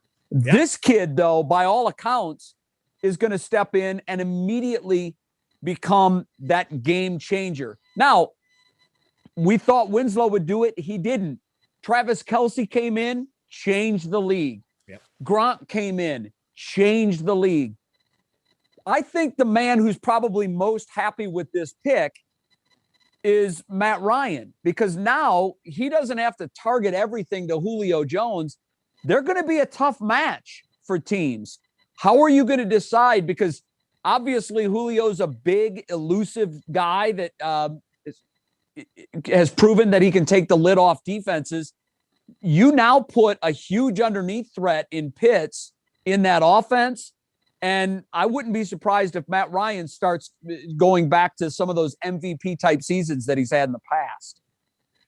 Well, the Cincinnati Bengals guys are on the clock here for the 5th pick of this first round of the 2021 NFL Draft, as the Ultimate Draft HQ show continues here at WKYC.com. The Bengals have they've got their franchise quarterback. Now they have to figure out what's more important. Do we want to protect him, or do we want to get him a weapon that he's comfortable with, that he knows about, that he can work with? Tough call here for the organization, because they want to do right by Joe Burrow. It's just a question of, do we think the offensive tackle is the best way to go, or do we think the wide receiver is the best way to go? It seems like that's the conundrum in Cincinnati. Ben, what do you think? Well, you asked which is more important. The more important thing is keeping Joe Burrow upright. I mean, Joe Burrow cannot throw to anybody if he's on the surgery table getting his knee carved up again.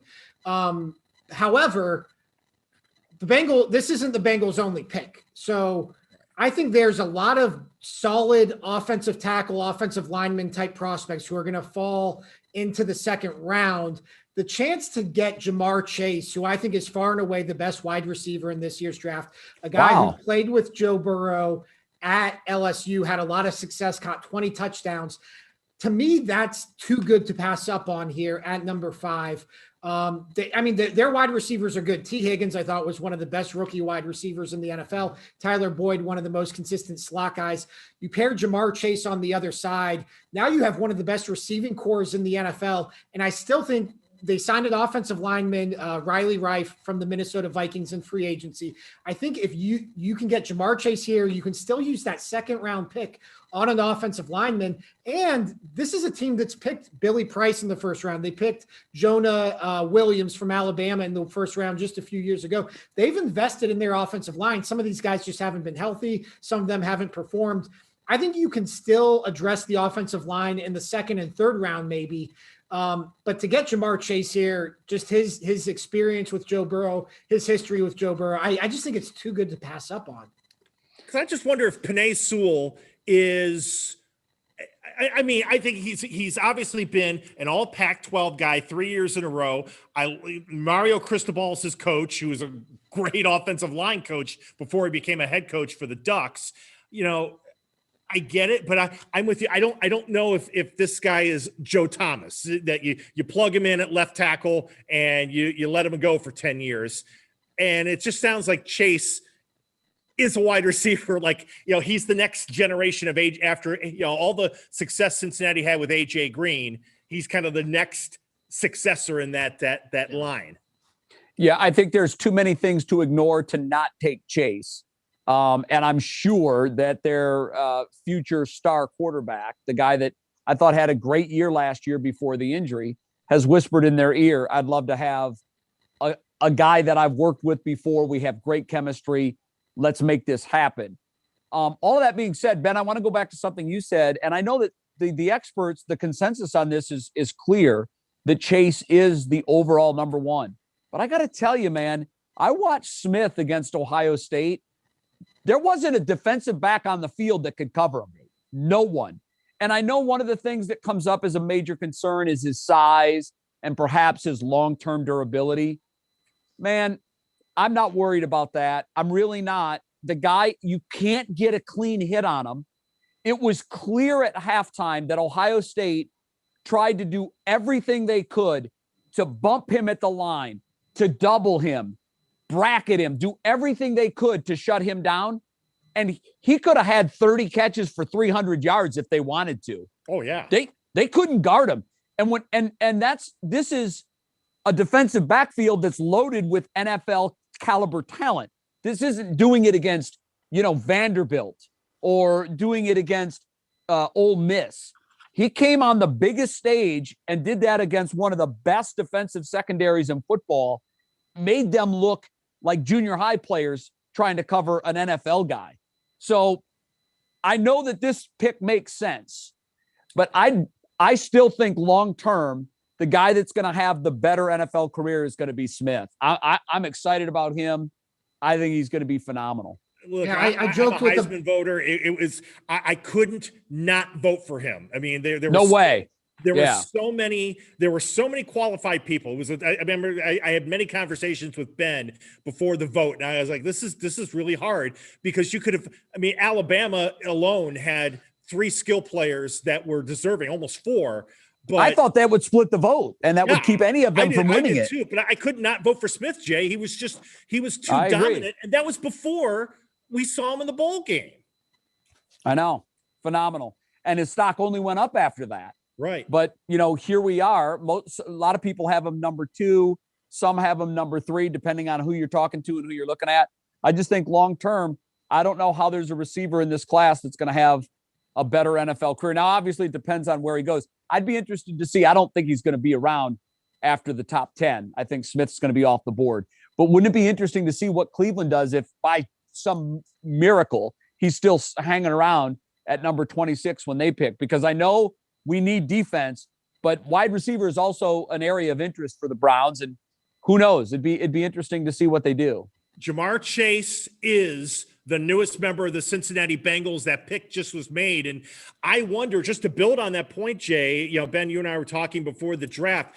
I wonder now that Chase was taken, as many thought so by Cincinnati, might be the first in a trickle to a flood of wide receivers that get taken, Waddle, Smith, others, because, it's just the way people go. They don't want to miss out on what they think is a franchise-changing player in a skill position like wide receiver. Well, I'll tell you, you look at the Dolphins are on the clock now. They have glaring needs at wide receiver. The Detroit Lions are after them. They lost Marvin Jones and Kenny Golladay in free agency. They have a glaring need at wide receiver. This is a range where, a run could very well start. Going back to the Devonta Smith conversation, I'm glad you Heisman voters got it right, because you guys only vote for quarterbacks. So I was glad that you finally acknowledged that there is another position on the field other than quarterback and got it right. It took long enough, Ben. Seriously. No, I voted for Derrick Henry. I voted for Derrick Henry a couple of years ago, but you're right. It's a hard habit to break. It really is. Yeah, maybe one day we'll get you guys to realize there's a defensive side of the ball as well. But other than that, Devonta Smith, I mean, I joked with a buddy the other day that he single-handedly sent Sean Wade, the Ohio State cornerback, from a first-round prospect to a fourth-round prospect. So he exposed him big time. Yeah, I mean, I cannot say anything bad about Devonta Smith.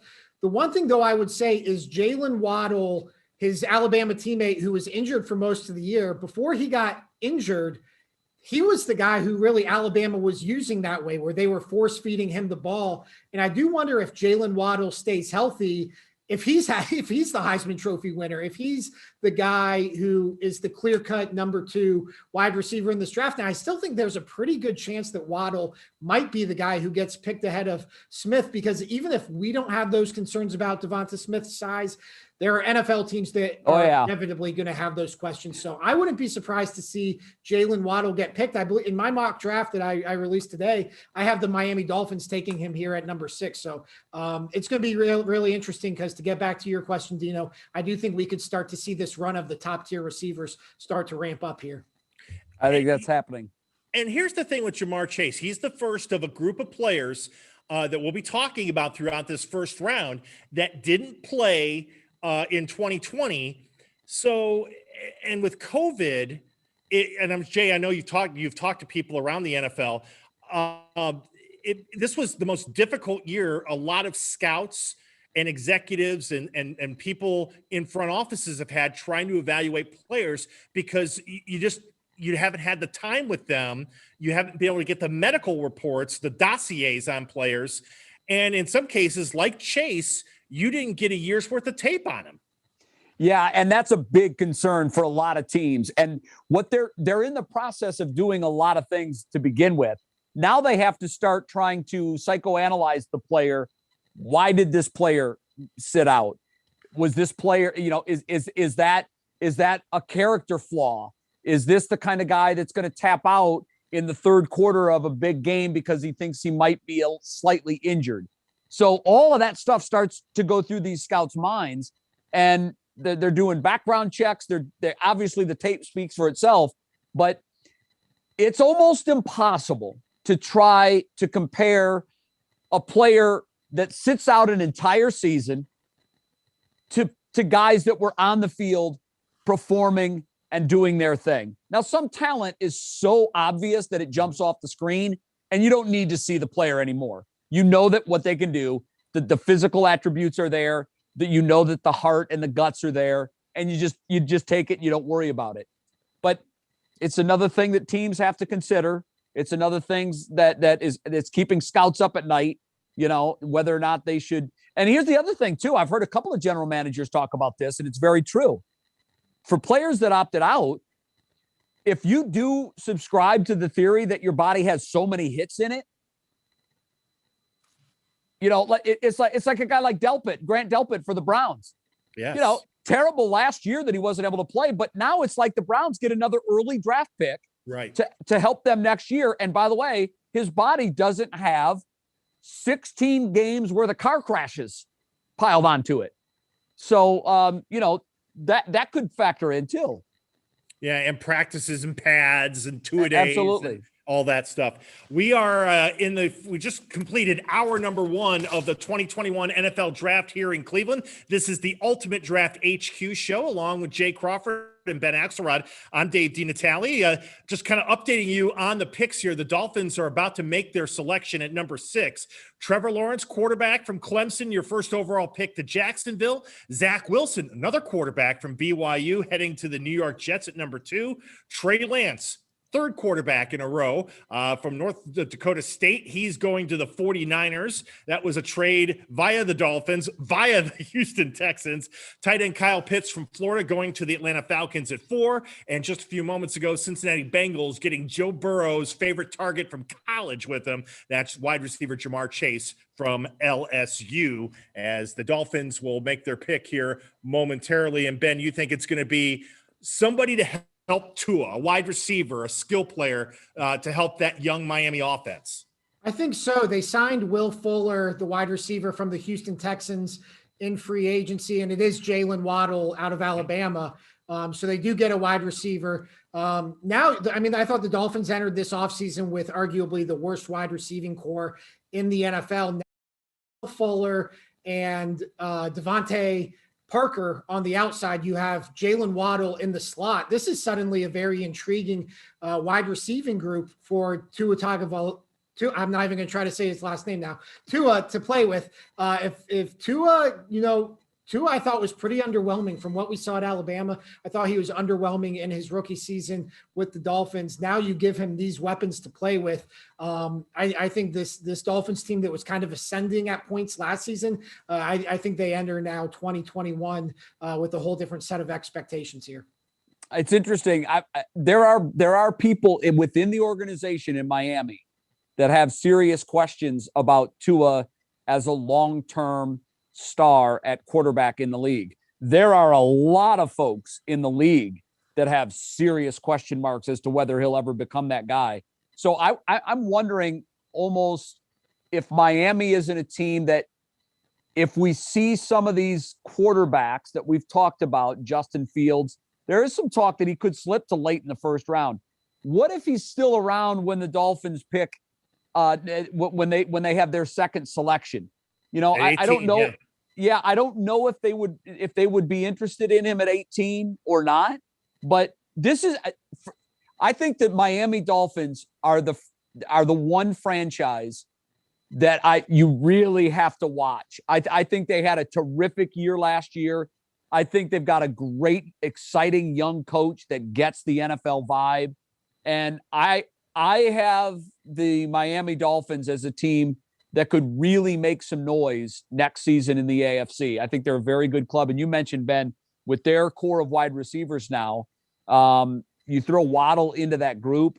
Man, when's the first defensive player going to be taken? When's the first non-skill player going to be taken? Because I think we're going to see I think the Lions will also go with a skills position player. So the defensive guys are watching this thing going, hey, wait a minute, what about us over here? Yeah, and it makes you wonder if that's, specific to this year's class, or is that something that the way the league is trending with this emphasis on offense, and now the first, 6 picks, maybe 7 picks here being on the offensive side of the ball. Going back to the Dolphins, though, real quick, it's interesting because of there are 2 teams in the NFL that have blatantly tanked, NBA style, and it's the Browns and the Miami Dolphins, and they both found varying degrees of success with it. But right now it looks like the Browns found their quarterback, and the Dolphins, there's still question marks as to whether or not they have theirs. So I think that could be the ultimate deal breaker. And if you tank, is it worth it? And I think the answer is, well, did you get your quarterback? Because right now that is, yeah. Like I said, the Browns, and I think you could say, quarterback aside, that the Dolphins did it much more smoothly, much more seamlessly than the Browns did. They basically did it for a year, whereas the Browns did it for 2 years. The Dolphins only did it for 1 year. But if the Browns got that quarterback in Baker Mayfield and the Dolphins are stuck answering questions about Tua, and remember, before all the stuff with Deshaun Watson happened off the field, they were in the mix for Deshaun Watson, if you believe the reports. So clearly there are some questions about Tua in Miami, and it's going to be interesting to see how that situation plays itself out. And maybe that's a sneaky Aaron Rodgers destination now. But isn't it interesting, though, the last two picks, you get Chase and Waddle reunited with their college quarterbacks. I mean, comfort level. Often you're able to do that, but as far as the Bengals and the Dolphins are concerned, you're able to reunite those winning combinations, make their quarterbacks. Look, when they work, they work. And it's very difficult to understand why certain quarterbacks and certain receivers have the chemistry and the success that they do, because we've seen a lot of times, particularly with New England through the years, Tom had some relationships with wide receivers that it was unbelievable. And then these wide receivers would leave New England, and they would go into the witness protection program. You'd never hear from them again. Like Deion Branch. Oh, well, he's just one of several. Yeah. Does anyone know where David Patton is? Yes, there's another one. I saw him on a milk carton a couple days ago. I mean, it's Wes Welker.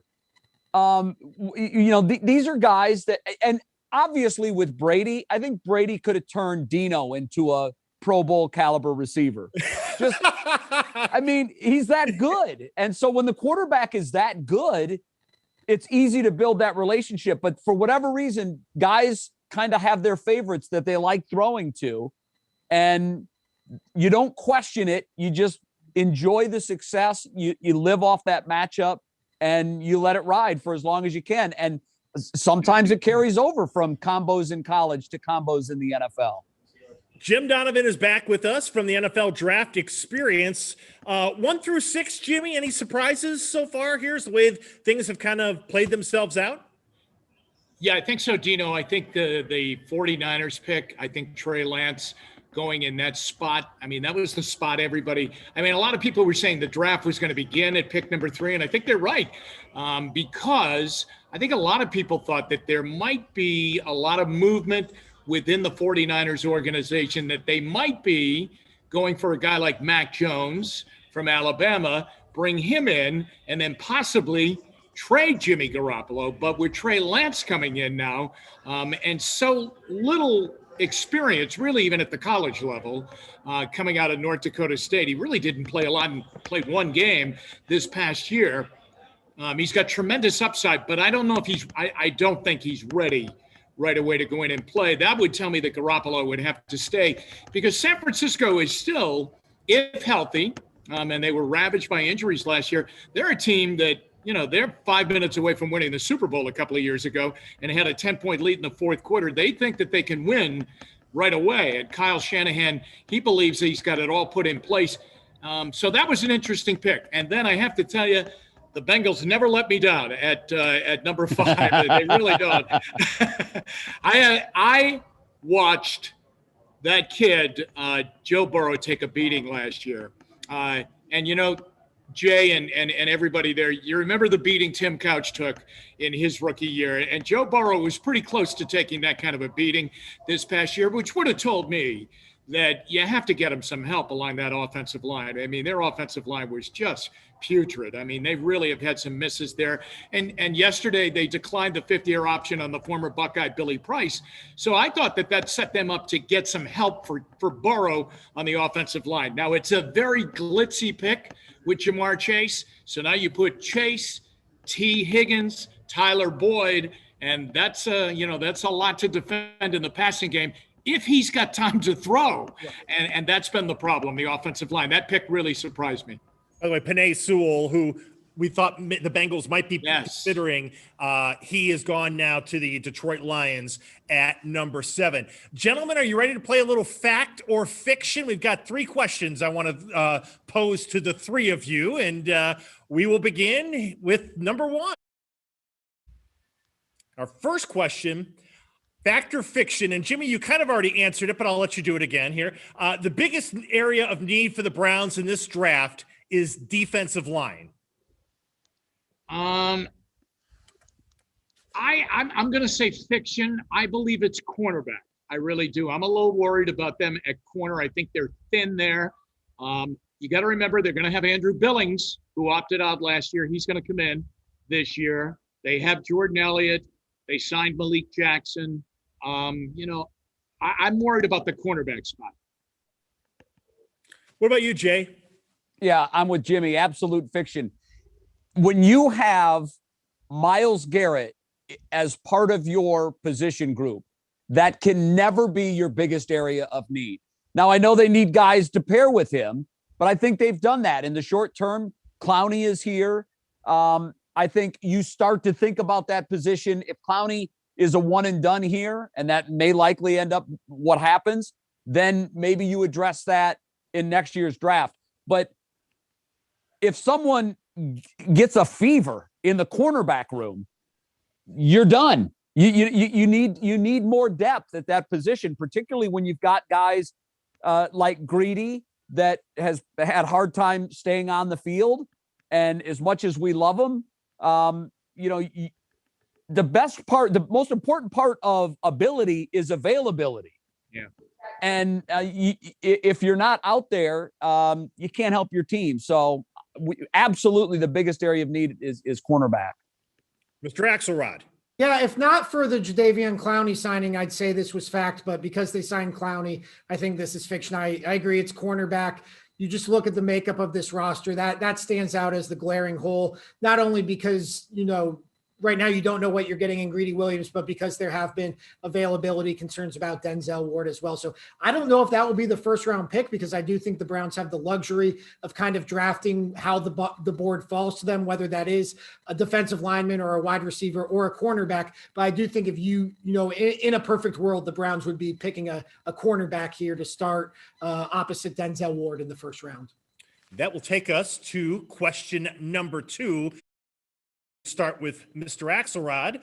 Fact or fiction, Ben? The Browns should wait until after this season to sign Baker Mayfield to a long-term contract. I think that's fact, and it's not because it's Baker who's undeserving of the extension. I just think it's always good to get more information. There's been a lot of talk about Baker's extension because he is extension eligible, but that doesn't mean the Browns have to do it now. He's still under contract for 2 more seasons. There's no threat of him going anywhere else. I think, because last season and the unique circumstances of the pandemic and having a first-year coaching staff and all that, I just don't think there's any harm in playing this out another year. Maybe you extend Denzel Ward here. Maybe you extend Wyatt Teller or Nick Chubb and just kind of spread the money around. But I do think it would be good to just get another year under Baker's belt. And hey, if it hurts you and you wind up paying Baker Mayfield more next offseason than you would have this offseason, at least you feel better about doing it because of the success that he would have had during this 2021 season. Jay? Yeah, 100% fact. You don't have to do it, so why would you? He's locked in for 2 more years. We saw that with Baker, as good as he was last year, he was that bad in year 2. And year 1 was a successful season for Baker. So he's had 2 good seasons. He's had 1 bad season. I give him a mulligan on the bad season because there was so much turmoil with the offense.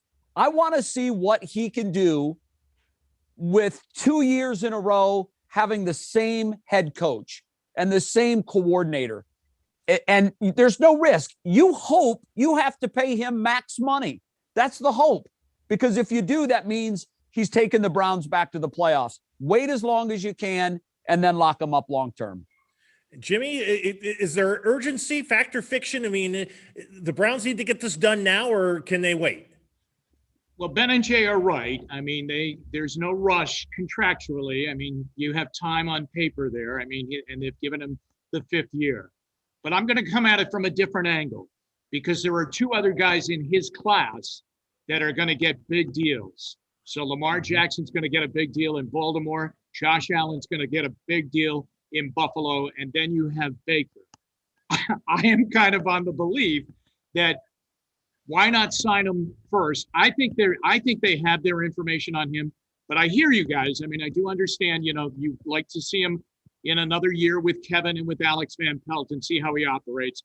I think they're very, very pleased with him. And the other thing they love about him is that he's so tough and durable. Okay. I mean, he just plays all the time. But economically speaking, if they got him signed, or if they didn't get him signed, if they did wait, they are going to pay optimum dollars because the next guy always gets a little bit more than the last guy. And then the next guy after that gets more than the other 2 guys. So if they got in line first and got a deal done with him, then it's done. And let the Ravens pay more and let the Buffalo Bills pay more, which they would do with the other 2 guys. That would be the way I'm doing it. I'm coming from it from a very, very poor Irish Catholic family when I grew up in Boston. We ate Franks and beans on Saturday night. So that's a smart way to do it. Here's my fear. Yeah. And if I'm a GM, I'm waking up at night in a cold sweat with this scenario. I look at the Niners who thought they solved their problems with Garoppolo. And there are other examples out there as well. Quarterbacks that get that big deal. Yeah. And then suddenly the team is looking at it saying, how did this happen? What happened to our guy? Mm-hmm. And I'm not saying that that's going to happen with Baker, but I would almost be willing to roll the dice hoping that I lose. hoping that Baker comes out, takes the team to 13-3, and duplicates what he did last year. If he did, I lost the gamble, but I won the war. Yeah. We've got one more question here on Fact or Fiction. We'll hear from Mark Namick coming up in just a little bit, but here is our final Fact or Fiction question for the panel. Fact or Fiction, gentlemen, Urban Meyer will be the coach of the Jaguars for less than 3 seasons. Less than 3 seasons. Jimmy, can he make it for 3 years, or is it going to be another example of a great college coach struggling in the NFL? That's a great question. It really is. It's a great question. We have a lot of history on that. I know that, number one, you wonder about his health because there have been issues both at Florida and obviously at Ohio State. I'm wondering, though, Dino, if the fact that in the NFL you really don't have to go out and recruit the way you do, especially in the places that he had to go recruit, which was ultra competitive, recruiting for Ohio State and recruiting for the University of Florida all around the SEC and trying to beat those guys all the time. I mean, that's a 24-hour, 7-day-a-week, 365 days a year job. The other thing is, the only thing I wonder about is, and I think he is running a lot of the show down in Jacksonville, but these coaches that come from these huge programs like he is doing now, coming to Jacksonville from Ohio State, they are so used to being the head of state inside their universities because the programs are that big. They're bigger than the school itself. And I just wonder if he can handle the fact that he's got to deal with an owner. He's in some form or fashion, he's going to have to deal with a general manager. And I just wonder if at times then, coupled with the fact that he's had some health difficulties, I'm going to say fiction. I think that it might blow up pretty quickly. What about you, Jay? Yeah, I'm with Jimmy on this one. I'm going to say fiction, even though I hope I'm wrong. I hope he finds success. But you do have to take into account the health factors because he's walked away from 2 jobs, whether or not that was the main reason, as he cited. There's some discrepancy about that. That's what he used as his reasons to walk away from both Florida and Ohio State. The question really boils down to this, Dino. Is he going to be more Jimmy Johnson, or is he going to be more Steve Spurrier, Nick Saban? Yeah. And I think to Jimmy's point, we've already heard him complain after the free agency period. Hey, wait a minute. Money's involved? wait, what's this budget nonsense? And you mean I can't pick up the phone and get any player in the country to take my call? What kind of league is this? Yeah. And that gave me real pause because I read it and I chuckled. On one hand, it is so very Urban. On the other hand, the other 31 coaches in the NFL said one thing all at the same time. You're not in Kansas anymore, Toto. How about the man who wrote the book on Urban Meyer, Ben Axelrod? Can he go at least 3 years in Jacksonville?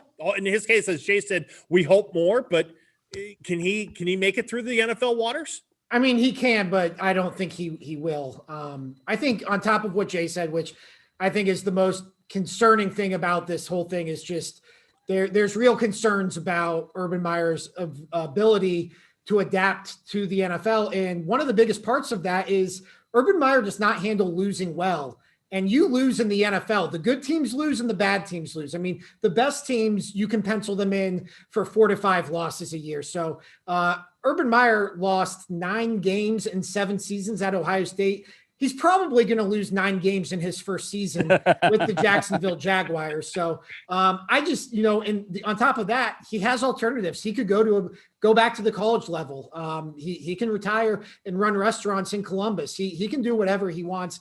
I just, unless he finds this immediate success with Trevor Lawrence, where they're making runs to the AFC title game and making runs to the Super Bowl off the bat, I just don't see Urban Meyer sticking around to lose more games than he wins. And he can always go back to TV. He's done ESPN. He's done Fox. I say if he doesn't work out in Jacksonville, Jimmy, we bring him to Channel 3. Hey, I will miss him on that big noon show on Fox. I thought was great. Was exceptional on that. And you know why, Jimmy? I think he's at the point in his career. Yeah. He is the mayor of Zero Caresville. He doesn't care. He just goes out there, and he told me once, he's like, it's pretty liberating because it is what it is at this point. You know, I've done enough in my career. My legacy is fine. I can go out there and I can just be myself. And I thought, I worked with him some at ESPN, and I thought he had all of the things you want in a great analyst, but he still had some of that care in him. He held back. I don't know how Fox was able to do it, but they brought all of that out, and he was tremendous. I loved watching him on that show. He was great. Yeah, best college football show. Rivaling the guys from ESPN. I really enjoyed it. Jimmy, we've enjoyed having you here for these few minutes. We'll check back with you in a little bit as we get closer and closer to the Browns, who are waiting at number 26. But we'll catch you in a few, Jimmy. Thank you so much. You got it. Thanks, guys. See you, Jimmy. And I want to welcome everybody along our Tegna network of stations all across the country. Welcome aboard. This is the Ultimate Draft HQ show. I'm Dave DiNatale. Ben Axelrod is with me for the remainder of the night. Jay Crawford, are you with us for a few more minutes, man? I know we got to let you go here at some point, but absolutely. I'd love to stay through the Browns pick, but I don't know that I'll be up that late. Look, normally we kick off the draft coverage. We watch the first pick. Maybe if they've got the fourth pick, which has happened, you sit around, and then after an hour, you turn off the draft. Right. But now, when you're good, you have to stay up until 11:30 at night. By the way, has there been a team that's turned in their pick with more than a minute left on the clock? They're all milking the clock. Even the ones that knew exactly who they were going to take waited until the last second. Mark Namick is with us. Before we get to Mark here, JC, our first defensive player, is off the board, guys. Finally. Yes. And with our first two. Yeah. Carolina Panthers taking J.C. Horn. And now, Patrick Surtain the Broncos. to the Denver Broncos. Well, that's I didn't know, Ben, did you have Surtain going this high or going to a team not named like the Dallas Cowboys or the New York Giants? I had him going one pick later to the Cowboys. That's where a lot of mocks had him. But we talked about that run on players. Once J.C. Horn went off the board to 8 at Carolina, which I think was a surprise to a lot of people. A lot of people had Surtain as the number one corner. I think this might have been earlier than expected here. And that might hurt the Browns too, by the way. Mm-hmm. Same thing, Jay. Just thinking the same thing. I felt Surtain would go 10 to the Cowboys, and I thought, like you, Ben, I thought that other teams then would get, how it goes. There'd be a run at corner. Now that it happens a pick sooner, I think the Browns are I don't think they're scrambling because they're prepared for any scenario, but the likelihood of them getting the exact corner that they wanted just went down a little bit with Surtain off the board at number 9. Mm-hmm. All right, we are happy to bring in our 3 News reporter, Mark Namick, who has taken a different angle here as we all have covered this NFL draft and this draft weekend here in Cleveland. Mark, you're taking it from a political look at things. We've all waited. I know Mr. Axelrod has really been waiting for this.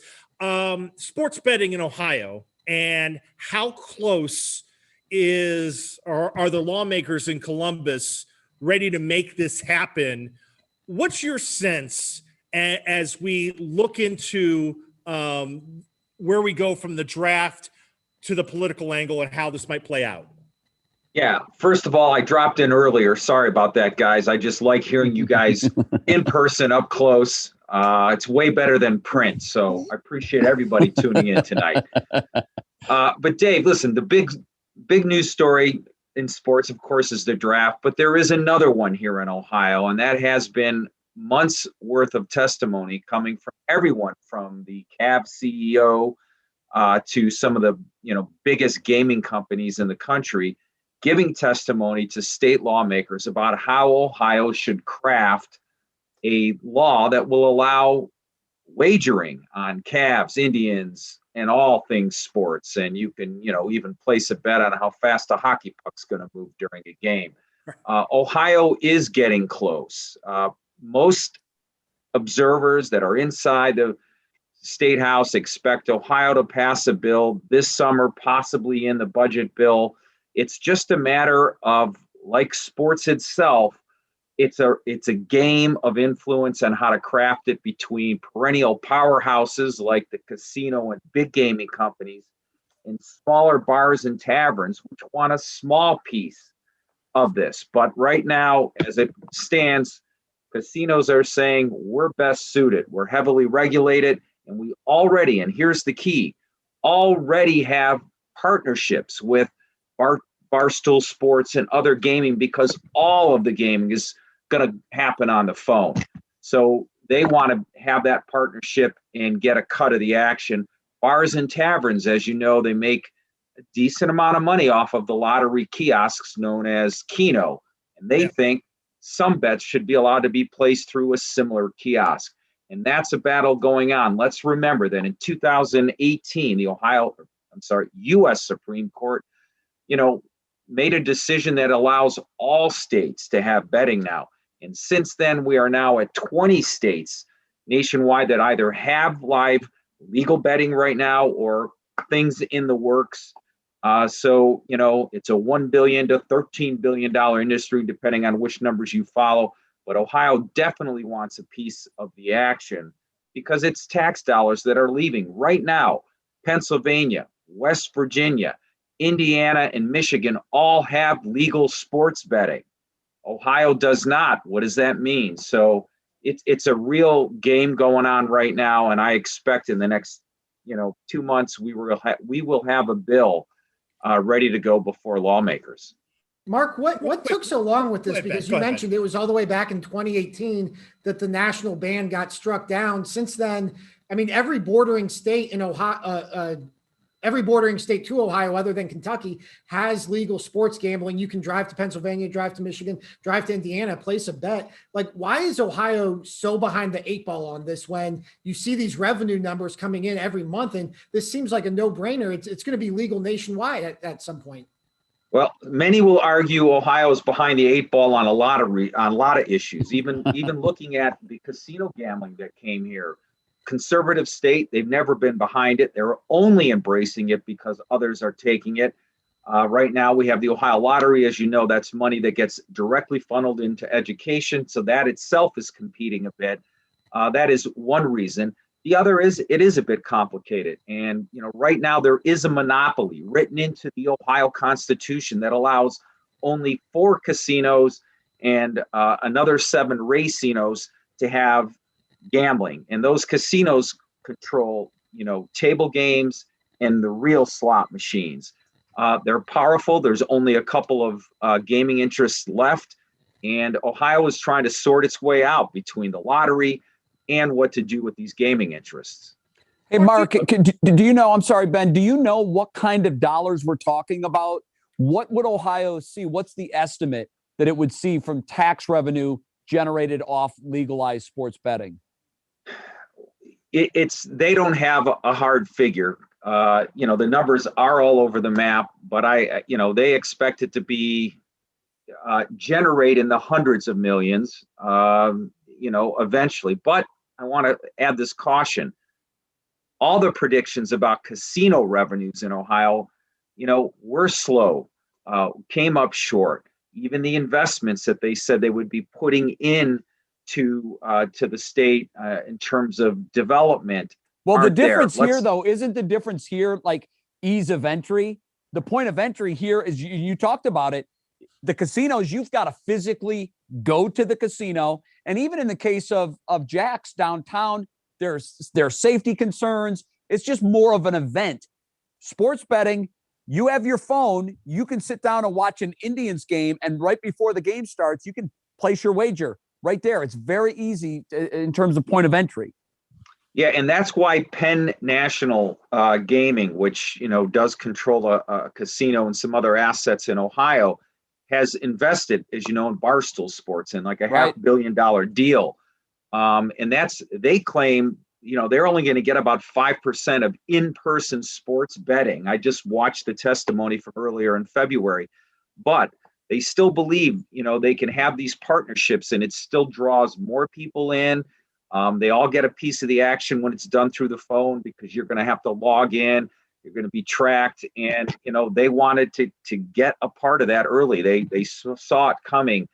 And I think it's hard to get your hands around the numbers. They haven't thrown those out in testimony, but they believe it will be a local economic driver as well as, a good split with the others. Now, bars and taverns want to partner with casinos because, come on, if we're at the Winking Lizard, we're watching a game, which is a place where people go to watch it.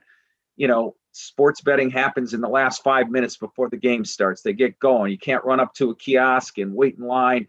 They want to maybe have a code that they get from a casino that lets them log in or be tracked. And the bar gets an incentive for every bet that's placed, through the app from their place. These are all the things that are kind of working behind the scenes right now. On your point, Jay, that the point of entry will be the phone. Even the Ohio Lottery has tried and got blocked from going to offer games and tickets. Now that's a separate issue because bars and taverns and convenience stores were really worried they'd lose foot traffic if people started, just buying their lottery ticket and playing to pick 3 off the phone.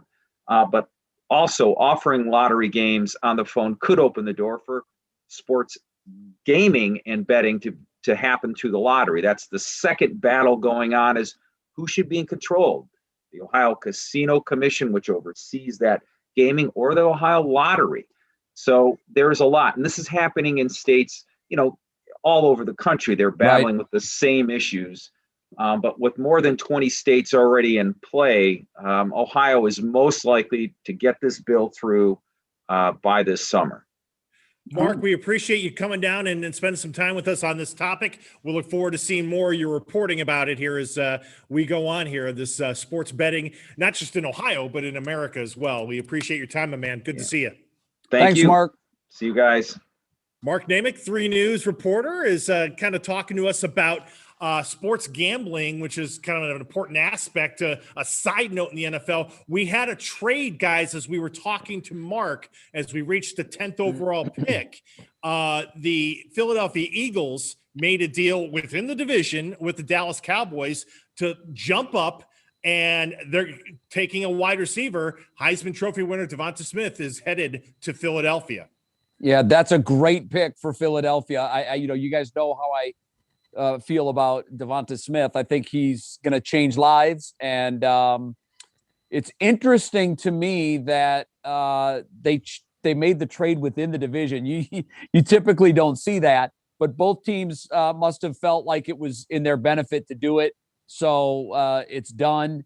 And now we'll see what the Giants do and see what happens with this domino of cornerbacks before the Browns finally pick at number 26, which will probably be at 11:45 at night. Yeah, right. Giants on the clock. We'll talk more about the NFC East and all that in a second. Marissa Saenz looks like she is in a much more warm atmosphere now than she was last time we checked in with you. Where are you within this draft experience, Marissa?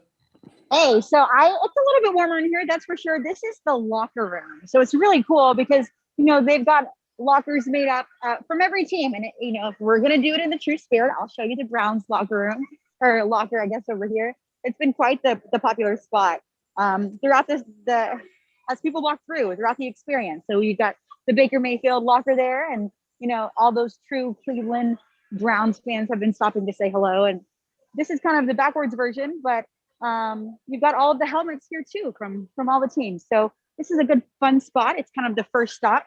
And it's been busy all day. We were live here earlier for the broadcast and tons of people coming through.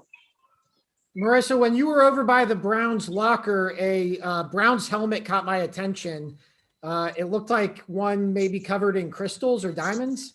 Yeah, actually every team has its own. Let me show you. And it's kind of spinning as the day goes by, and it's just like illuminating. So it looks, really, really nice, really fancy. And, again, every team has it.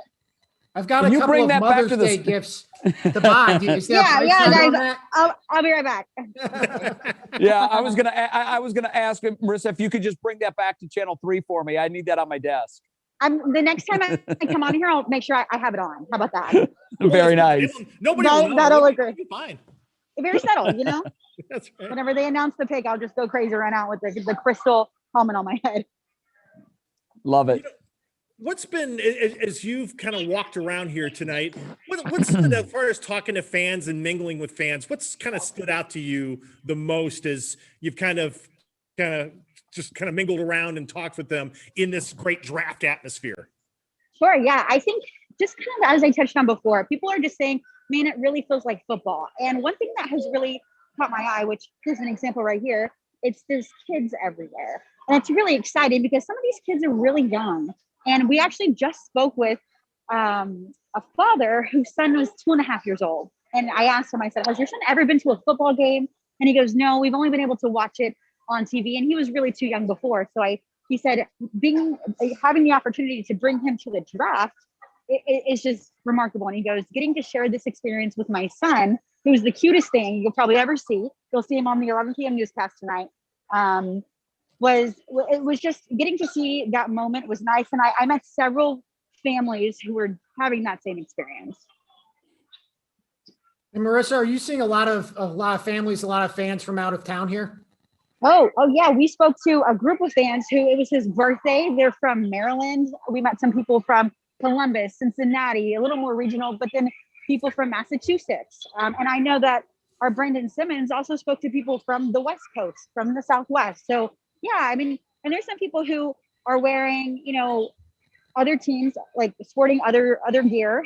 And I asked them, I said, are you from Cleveland? And they're like, I am from Cleveland. I just love the Pats, or whatever it might be. But there's a lot of people who are from other places, other parts of the country, but also there's some people here who are finally just getting to represent. So I think as I've been looking around, I've really been seeing at least one fan who was wearing a jersey from each team. If I could count on one hand and make a good educated guess, I would say that would be pretty spot on. Nice. Including a Dallas Cowboys jersey? That's me. I got enough spare for that. How about that? I'm not wearing it now. This is a mask, but tomorrow is going to be a different story. I promise you. There you go. Marissa, thanks for checking in. I think we'll be checking with you again next hour as we continue here from the NFL draft. And thanks for giving us an inside look at the draft experience. For sure. Yeah, we'll talk soon. Okay. Hey, Dino, I'm sure you've seen the trade between the Giants and the Bears. I wonder if the Bears are moving up to get a quarterback. I was just thinking the same thing, guys. I was like moving up from 20 to 11. That's a significant move with significant assets that are involved with that. And I don't know if you're doing that to take a cornerback or a linebacker. Ben, it kind of seems to me, I mean, they obviously have moved on from our friend Mitch Trubisky in Chicago. They've got Andy Dalton there to kind of help smooth the way for whoever would be there. But, Justin Fields, Mac Jones are both available. Yeah, I'd be stunned if this wasn't a quarterback. I would tend to think probably Justin Fields. He seems to fit well with Chicago. It's kind of stunning. They've been as adamant as they've been about Andy Dalton being, their QB1, their number one quarterback. But yeah, I mean, these trades, we talked about Philly trading with Dallas and how weird that was for two teams in the same division. I thought it was interesting that Philly made that trade to jump the Giants, who are also in their division. So just, a flurry of trades here, or at least a couple. And we'll find out here in a minute who the Chicago Bears are going to pick after trading up with the New York Giants. I'm betting on Giants are Fields. going to get a 1 next year, by the way. Yeah. Well, I figured to climb that high, presumably for a quarterback, I would think you'd have to give up a 1. And you're not making that move. To your point, Dino, you're not making that move to go take a corner, and particularly in Chicago, where they thought Mitch Trubisky was going to be the answer. Dalton's a Band-Aid on that situation. I think it's going to be Fields here. I could be wrong. Maybe they go with in another direction, but I think they're going Fields. So we welcome in our Nick Camino while we wait this pick. 3 News sports anchor where are you, Nick, in the experience of the NFL draft? I took a tip from Jimmy. This is a great spot to do that. This is the same exact spot Jim was at. We're right in the media workroom here. So I thought this is a nice setup. Not as nice as Jay Crawford's setup, though, which looks like he's at a local. Jay's got the most comfortable chair of any of us. I can guarantee. I knew I was going to be here for a while, guys. So I said, I gotta trick this out. I'm not sitting on a hard chair for a couple hours. You have a Cohiba nearby or something like that? It's possible. I will say, I think it's going to be Fields here also. And I had a little inside look at it. They showed his family room at home and it was empty. And then everybody raced to the family room. And so I thought to myself, oh, they got the call that he's. Yeah, you're right. I agree with you. And you know, it's funny on the flip side, I saw Mac Jones with the Brady Quinn, Aaron Rodgers. And it's Justin Fields. Oh, goodness, I'm waiting. It is Fields. Said. Wow. Yeah. I like that. I like that for both. I like that for fit. Fields, and I like that for the Bears. I really do. Boy, poor Mitchell Trubisky. What a disaster that pick was. No, you want to talk about a disaster, guys? Who is his agent? How in the world do you let Mitch Trubisky go to a place where he won't sniff the field for 1 year? His stock is going to magically rise after holding Josh Allen's clipboard for a year. That tells me one of two things. Either it was a move it was the only option, which means there were no other takers for Mitch Trubisky. I was shocked by that. And I don't know what the next move is in Trubisky's career. He's got to stand there now and root for an injury, because that's the only way he'll ever see the field. Yeah, he and Ben knows this too, and Dino too. I mean, Jay, I felt like last year I saw like the smallest bit of improvement from him. But prior to that, it was almost like he continued to just regress. It was never comfort in that offense. But you feel like there's enough there where he could at least be a backup or somebody that sees the field once in a while. But yeah, that's been a tough pick for the Bears, as documented by them trying to find a franchise quarterback tonight. Well, they're betting on a winner. And here's what's also very critical. You want a guy that knows how to play in cold weather. And just the fact that, he's a Big Ten guy. He's handled the elements without problem. And I'm telling you, I don't, and maybe, you know what, maybe I have scarlet colored glasses here. I can't remember a college quarterback that threw the percentage of deep balls that Justin Fields did. I mean, There were so many times me watching a Buckeyes game look like this. Oh no, what are we doing? Oh my God, he caught it. That's a typical Buckeyes game. He was completing these 55, 60-yard bombs. Yeah. And so I think Justin Fields is a winner. I think the best thing that could happen to him and ultimately the Bears were all the questions that were thrown around, I thought, unfairly about Justin's work ethic. And I mean, my God, anybody that's followed this kid knows how hard he works behind the scenes. And this is what I love about Justin Fields. There may not have been a Big Ten season if it wasn't for Justin Fields. He's the guy that started the petition, that got the ball rolling, because the Big Ten completely swung and missed at the way they handled the college football season. They completely swung and missed. And if not for Justin Fields, there may not have been a Big Ten season. I want that. That's the kind of guy I want. He's not going to sit back in the shadows and let the world dictate to him what happens. He's going to jump in the steering wheel of life and he's going to make his own path. And I like that about him. And I think he's a winner. Yeah. I'm glad that Justin Fields didn't fall, past 11 here. I'm glad he went ahead of Mac Jones, because otherwise it would have told me I have no idea what I'm watching when I'm watching college football, because Justin Fields has been one of the best players in the country for each of the past 2 seasons, was a Heisman finalist 2 years ago. Very well could have been a Heisman finalist this past season as well. I'm glad he got picked this high. I'm glad he didn't fall, because like I said, if Mac Jones went ahead of him, I would have told you I have no idea what I'm watching on Saturday. I would have seconded that.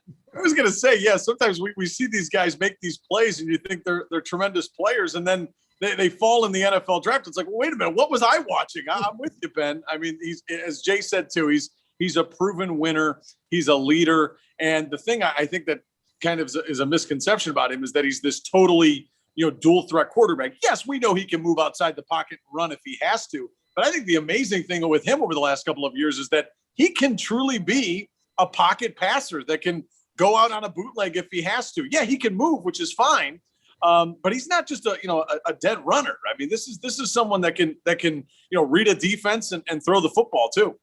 And I like the fact that Ohio State, particularly Ryan Day, wanted him to develop as a pocket passer, because if he was ever going to have a chance at the NFL and break out of the mold of Troy Smith and Braxton Miller and all of the running quarterbacks at Ohio State that failed miserably in the NFL, he was going to have to prove to the scouts at that level that he could stand in the pocket and throw the ball. And by the way, it was really Ryan Day kind of putting the future of his quarterback ahead of his team, because Ohio State was better when Justin would tuck the ball and run, sometimes as a first option because he was so good at it. But he turned them into a team that was more pro style in their offense. Stand back, look for the open receiver, go through your progressions, and find your open guy. I have one question for any three of you, any of the three. Do you know if Chicago plays Jacksonville? And the only thing that I'm bummed about is that Trevor Lawrence and Justin Fields didn't end up in the same division. That would have been awesome. Yes. I'm not off the top of my head. Nick, do you know? I'm not sure.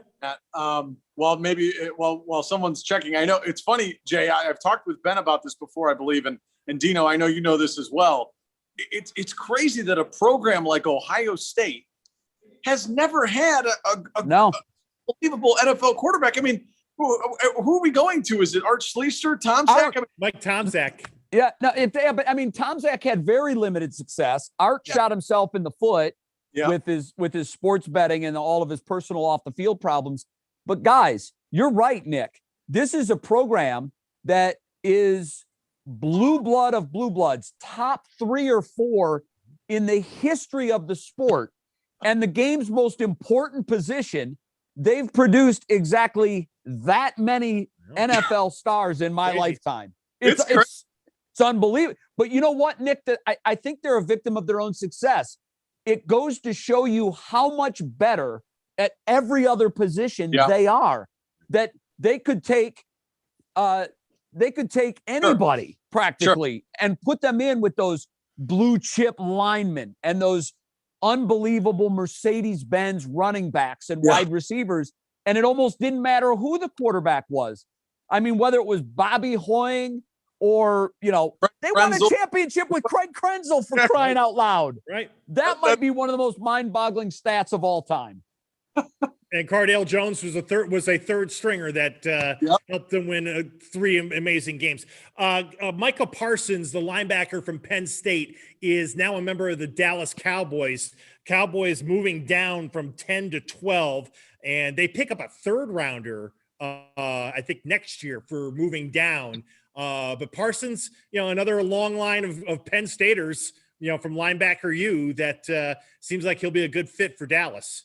Yeah, I had him going to the Washington football team in my mock draft. And I think that just might have been because I was getting him confused with LeVar Arrington. So he wore that number 11 at Penn State as well. So, I mean, this is a good fit for the Cowboys defense. I figured the Cowboys would go defense. And once the top 2 corners were off the board in J.C. Horn and Patrick Surtain Jr., this makes a little bit more sense. Well, and think about this, guys. Lee just retired. And I had thought that was an empty spot for them now at linebacker for the Cowboys. It kind of seems like the perfect fit.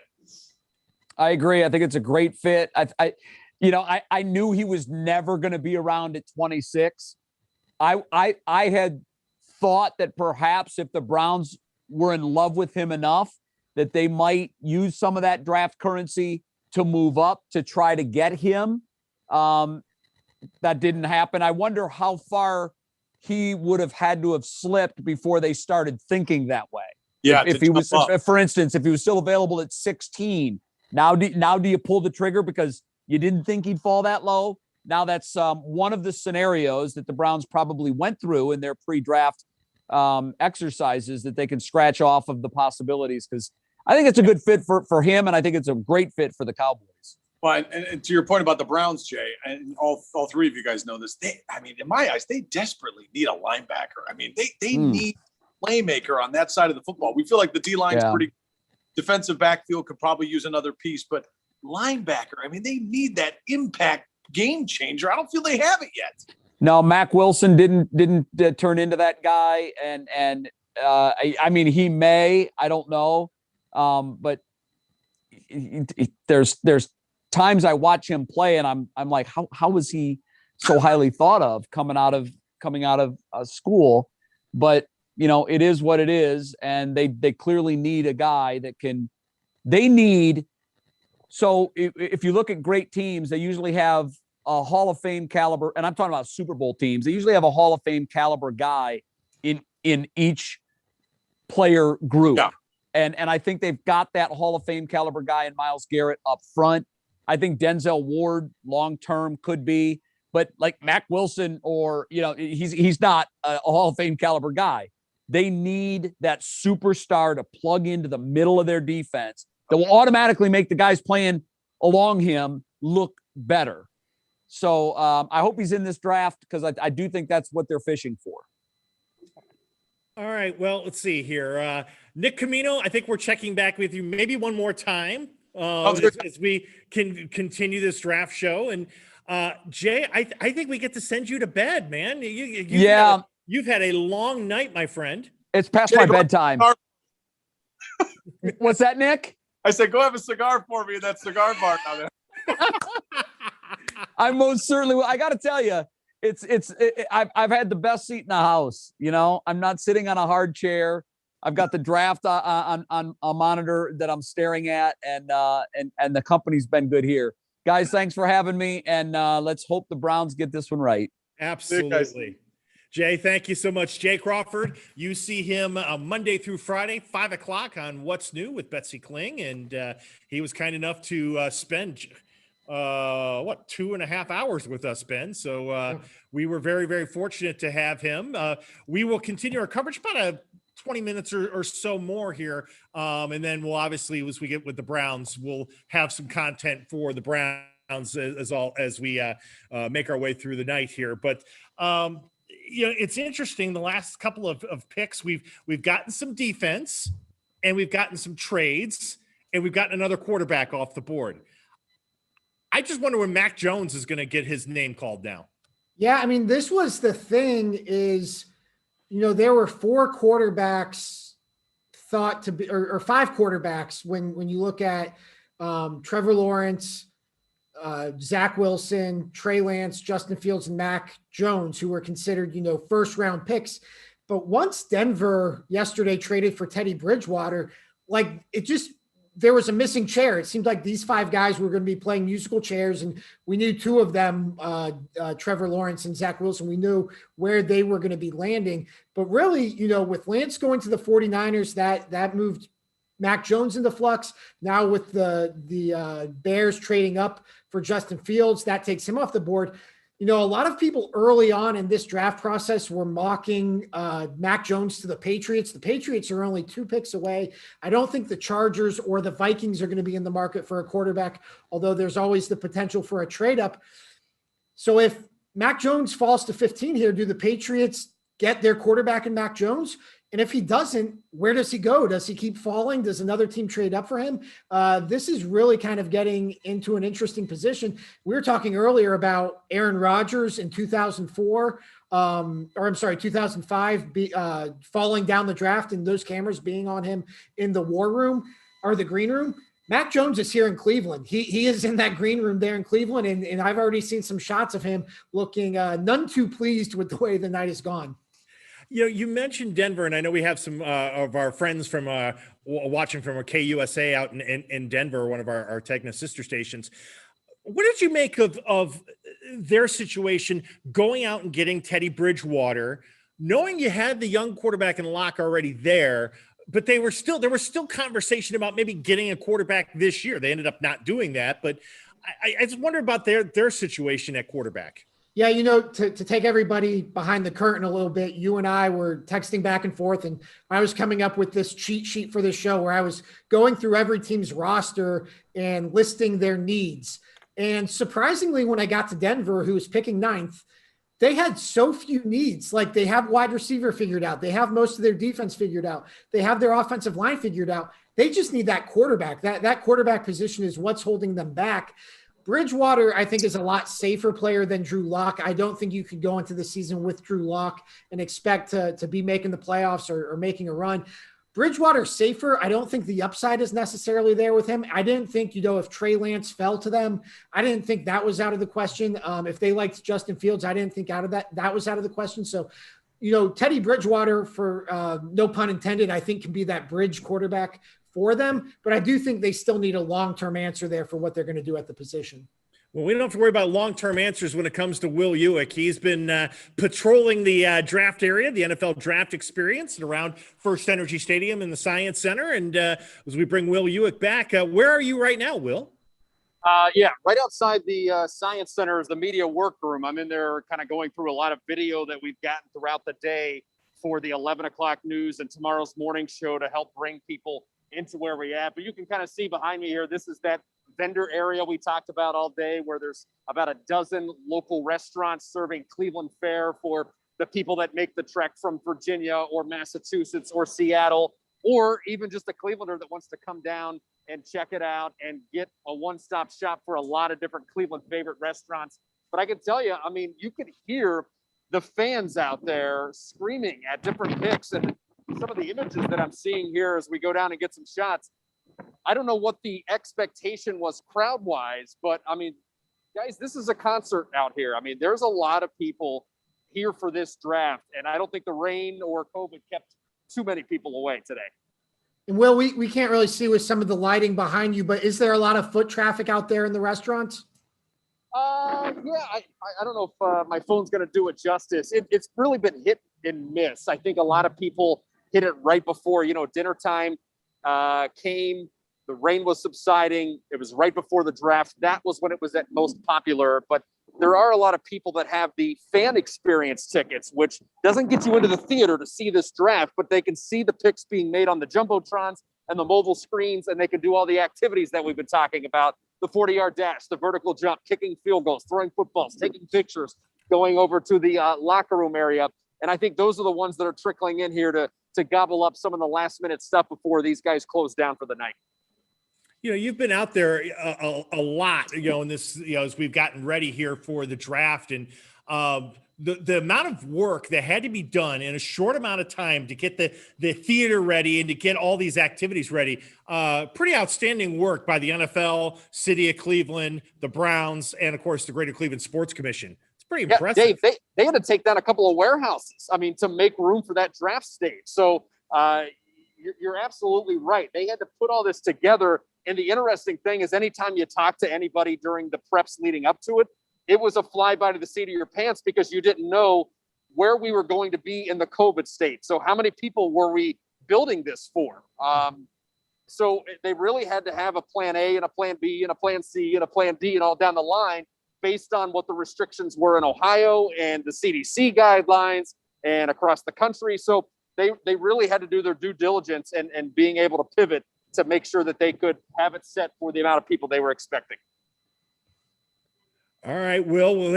I know you got to get ready for the 11. We'll look forward to seeing you on What's Next at 11 o'clock on 3 News. And thank you so much for spending some time with us, my friend. You got it, guys. We'll see who the Browns pick. I think everybody's excited here. Yes, we are too, my friend. You may hear a giant gasp or a giant roar coming from Cleveland here pretty soon. It wouldn't be the first time that happened. Not at all. Will Uick joining us down at the NFL Draft Experience as the Los Angeles Chargers have just made their pick. And I didn't even get a chance to see who it was. It was Rashawn Slater, the offensive lineman from Northwestern.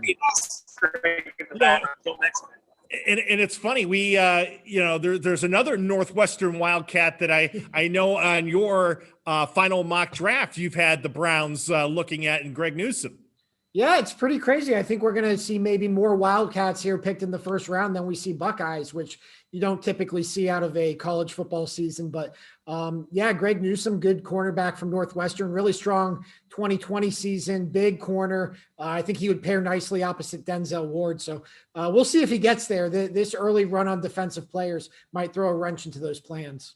Yeah, I think you and Jay may indeed have talked me into the Browns' biggest need at cornerback. I think I went in saying, boy, they got to plug up. I'm tired of people running through the Browns. The Browns have to be able to stop the run. It's the AFC North, thinking old school. I think you might have sold me and Jimmy and Jay on the importance of getting a cornerback in the first round here if somebody's available. Stephanie Haney is out. Last time I knew you were at First Energy Stadium. Steph, you are coming in though a little bit here, a little upside down. There we go. How's the experience for you, my friend? Oh, hey, Dino. So I've made my way down to outside of the draft stage area, and you can see a lot of excitement going on behind me. When Justin Fields just got picked, Ohio State, the energy down here was amazing. You know, people very excited to see him going to the Chicago Bears. This is where everyone has made their way to since the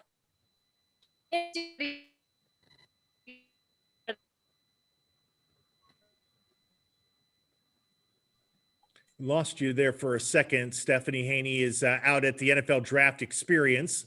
Hopefully we get her back. Phones have been, that's one thing. Wi-Fi has been a little touchy for some of our people tonight, but I would imagine, Ben, there were a chance of OHIO when Justin Fields got taken by the Bears. Yeah, I was wondering that as well. You'd imagine it's a pretty pro Ohio State crowd there, just based on, you know, not only people in Cleveland, but people coming up from Columbus. I know there are a lot of people making the trek up here to see this event. So, yeah, and you know, especially I think just some relief because there was that fear that, hey, maybe he'd fall. There was a mock draft going around yesterday that had him falling all the way to 32, which seemed, you know, unfathomable for a guy who started the year as probably the number 2 prospect behind Trevor Lawrence. So, and then, you know, I think going to a pretty good situation, a team like the Bears that has had some recent success here and could presumably start, you know, pretty early here in his NFL career. Yeah, I'm guessing that was a pretty friendly crowd to him down at the amphitheater. By the way, the New York Jets have made a move and they will now be on the clock. And I think actually the pick is in at number 14. So they've made a deal with the Minnesota Vikings. And I'm looking. And they were slated to pick 23rd. Yes. Based off of the Jamal Adams trade. They have the Seahawks first round pick for the next 2 years. So this is interesting because they've already picked second and now they've made a move to go back up here. And off the top of my head, you know, maybe an edge rusher. We haven't seen the first edge rusher come off the board. So maybe this could be Kwity Paye or Jalen Phillips. But other than that, I can't think of, you know, a glaring need that hasn't already had, you know, its top player come off the board yet. That will make you a glaring need that makes you jump up into the draft 9 spots. Yeah, you know, right. or what have you. That's, I mean, again, as we said, that's quite a move. I mean, you really have to, you got to be in love with this guy because you're probably, as you said, you're giving up some currency. Well, and, you know, defensive end is a position that it seems like every year there is a generational pass rusher in the draft who's going in the top 3, whether it's Myles Garrett or Nick Bosa or Chase Young. Now we're in a situation here where we haven't even had a defensive end or edge rusher selected yet. So I'm imagining this move by the Jets here is to come up and get either Kwity Paye or Jalen Phillips. But at this point in the draft, nothing would really surprise me. Kwity ranks a little bit higher on your mock draft list, correct? You know, Kwity Paye or Jalen Phillips, I have them both in that top tier. And then you could go down to Azeez Ojulari, Jason Owa, Gregory Rousseau. But I do think either Phillips or Paye, you know, I really could flip them either. But I think those are the 2 who are clearly in that top tier of edge defender. Well, he is a 3 News digital reporter and producer and works with me a lot during high school football, and he is watching social media tonight. That is number 1, TC Tyler Carey, the pride of Twinsburg. Tyler, it's good to see you tonight as you're with us. And as we've gone through now, we're almost not quite at the midway point of this first round, getting there, which this is about what happens in the first round. It takes 4 hours. What have you been noticing social media wise, reaction wise, not just to what's happened, but also for Cleveland and how people are viewing our city here as this draft progresses? Well, so far, Dino, I got to say the reaction to Cleveland has been very good. I think a lot of us were kind of surprised that the crowd was as big as it was, especially during this COVID era, but it seems like they're doing everything safely. One word that was actually trending for a little bit on social media was the word Bernie. If you, obviously Bernie Kosar went up there with the other two legends, Jarvis Landry and Joe Thomas, and kind of acted as that shield for Roger Goodell. I'm going to show you this tweet from our own Marine Kyle here. You can get it up there. I think this kind of sums up our feelings of the night. The crowd chanting Bernie, Bernie was all I needed. Bernie Kosar forever. I think just a great moment for Cleveland in the draft overall. And again, the reviews so far are very positive for the city and for the region. Other than that, I would have to say most of the reaction has been towards that quarterback conundrum. The first three you had come off the board with Lawrence, Wilson, and Lance, and then Justin Fields. Where's he going to go? Mac Wilson. Oh man, it was this big smoke screen by the Giants apparently. Mac Jones doesn't even exist.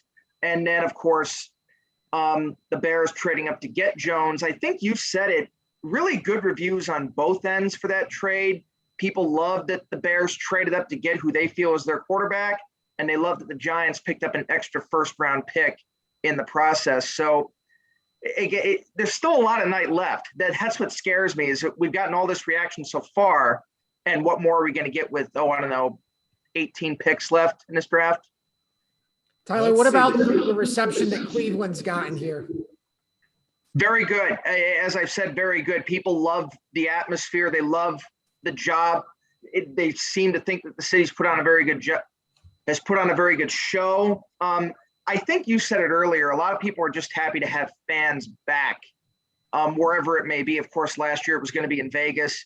We know what a show that would have been. That gets canceled because of COVID. We're here back in Cleveland, not quite what we would have hoped for because of certain restrictions, but so far for me, it's exceeded my expectations with the crowd, with the activities, with the commissioner and everybody being there. And from what I've seen on social media, that seems how everybody feels too. It feels like, okay, it seems normal again. Like this is just one of those little slices of life that we had been missing that's returned after all these months of not having it. Yeah, I think everybody's kind of has put this draft as, this is the first really return to normal type event, major event that we're seeing. How about this, Ben and Tyler, while we got you, the Jets move down from 23 to 14, or I mean, we move up essentially, but to take an offensive lineman, Elijah Vera Tucker from USC, a guard. I'm not saying, you want to help your quarterback. You just went out and, spent a second overall pick on Zach Wilson, but it's interesting. Cost them 2 third-rounders this year to make that move up. Yeah, my immediate reaction is, bad teams stay bad for a reason. And to give up this sort of draft capital to go up and get a guard, like I can appreciate the need to want to protect your quarterback, but you're just 1 year removed from selecting Mekhi Becton, who was maybe the best rookie offensive tackle in football and looks like a future, all pro type of player. I mentioned edge defender and that I could have defended, although you did just sign Carl Lawson in free agency. I don't understand, especially a guard. It's not like you're going up and getting a tackle to trade that much. When you were really only 9 picks away, you could have gotten another guard. You could have gotten, a guy like Wyatt Davis there. You could have gotten a guy in the second round. I'm really surprised they traded up this high and this far to get a guard. But like I said, bad teams stay bad for a reason. This is the only time I wish the draft were not in Cleveland. I wish you were at Radio City Music Hall so the Jets fans could absolutely be booing the pick. That's one of my favorite montages in ESPN history, by the way, is all the Jets draft failures from like the 1980s onwards, where they could have had Marino, Warren Sapp, and every time it's just the fans head in hands going, why do I root for this team? To echo what you said, Ben, talk about social media reaction. When they took Zach Wilson number 2, I got to say most of the reaction from Jets fans I follow, from others, just in the media world, like, all right, you better get it right this time. Because keep in mind, this was a team that just 3 years ago drafted who they thought was their quarterback, Sam Darnold, number 3 overall. That was a player that I think a lot of people in Cleveland wanted at number 1 instead of Baker Mayfield at the time. And now 3 years later, he's traded after what was a disastrous tenure with the Jets. You hope he can resurrect his career. But again, you mentioned it. I'll echo it. Bad teams stay bad for a reason. And look, if this pick ends up being a good pick, all right, then it will have paid off. We don't know, but a perplexing move. And there are reasons that I think the Jets end up picking a quarterback every few years in the first round, it seems. Yeah, if it's Larry Allen or Alan Faneca, I guess I understand. But other than that, I don't. Guys, I mean, the New England Patriots took like 1 minute after that last pick of Vera Tucker to turn in the card for the 15th pick. So Bill Belichick didn't want to wait at all. I mean, he knew what he wanted, and he went out and he got a quarterback, Mac Jones. The wait is over. The Alabama quarterback who played so well, we certainly saw him in the championship against Ohio State. He is going to be under the tutelage of Josh McDaniels and Bill Belichick as the next generation quarterback of the New England Patriots. And they didn't have to trade up to get him. And there were a lot of, people in their mock drafts doing trades for the Patriots to climb up to 7, to climb up to 8.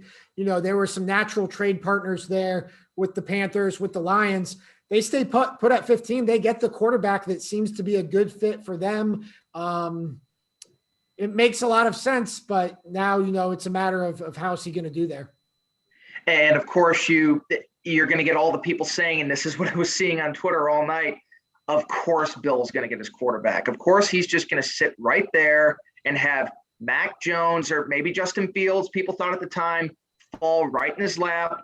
I saw quite a few pictures of Belichick's dog sitting in the chair from last year, just waiting, biding his time. And look, we'll see how it works.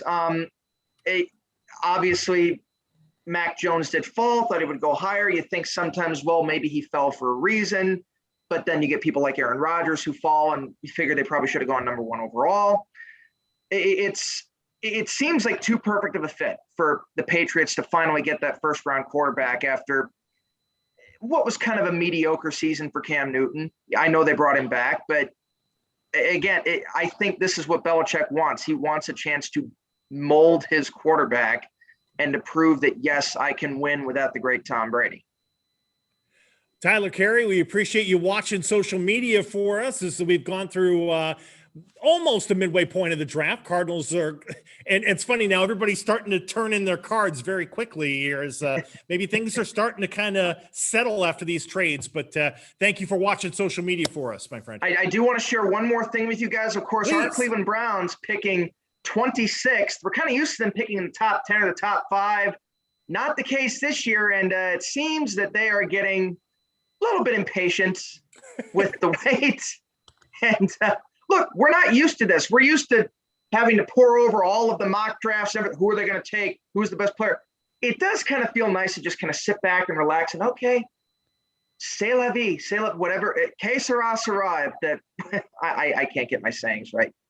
It's nice to not have to care as much about the draft if you're a Browns fan this time. It's certainly nice to have in Cleveland this year, though. Well, what's interesting about that is we look at that is very nicely done, Browns. Jimmy Haslam and Dee Haslam were talking about it the other day. I know you were monitoring the news conference. Jimmy Haslam said, "Look, I like that we're not, having to draft, at the top of the board anymore. But he goes, it's hard to be down at 26 to have 25 other picks happen in front of you." And to try to adjust to that as opposed to picking 1, 4, 10, or all the other first round spots the Browns have had in the Haslam era, let alone in this expansion era. Well, that's why I said too, when we talk about what the Browns are going to do at 26, in an ideal world, you would be taking a cornerback and you would be taking a starting caliber cornerback. But the reality is at 26, you can't determine what's going to happen ahead of you. And there could be a run on cornerbacks where there's not that starting caliber cornerback available to you. So then you have to look at edge defenders, or you look at defensive tackles, or you look at wide receivers. Like, there's this idea that, and it's a well-founded idea for Browns fans because they're so used to picking high. Even last year, the Browns have the 10 pick. They have a glaring need at left tackle. They go out and get their left tackle. This year, it's not so simple. This year, your first round pick might not be your most pressing need. It might be your second most pressing need or your third most pressing need. This really is going to come down to the way the draft board falls. And yeah, there's going to be a range of needs. I think it goes, corner, defensive line, wide receiver, so on and so forth. It's a lot of what the Browns take is just going to be dependent on who's there when they make their pick. All right, Tyler Carey, we will catch you later. Thank you for your time watching social media tonight at WKYC.com as well. Thank you, guys. Happy to do it. Vontae Mack, no matter what. Oh, that movie's 7 years old, by the way. Draft day. And it's aged like a fine wine. Yes, it has.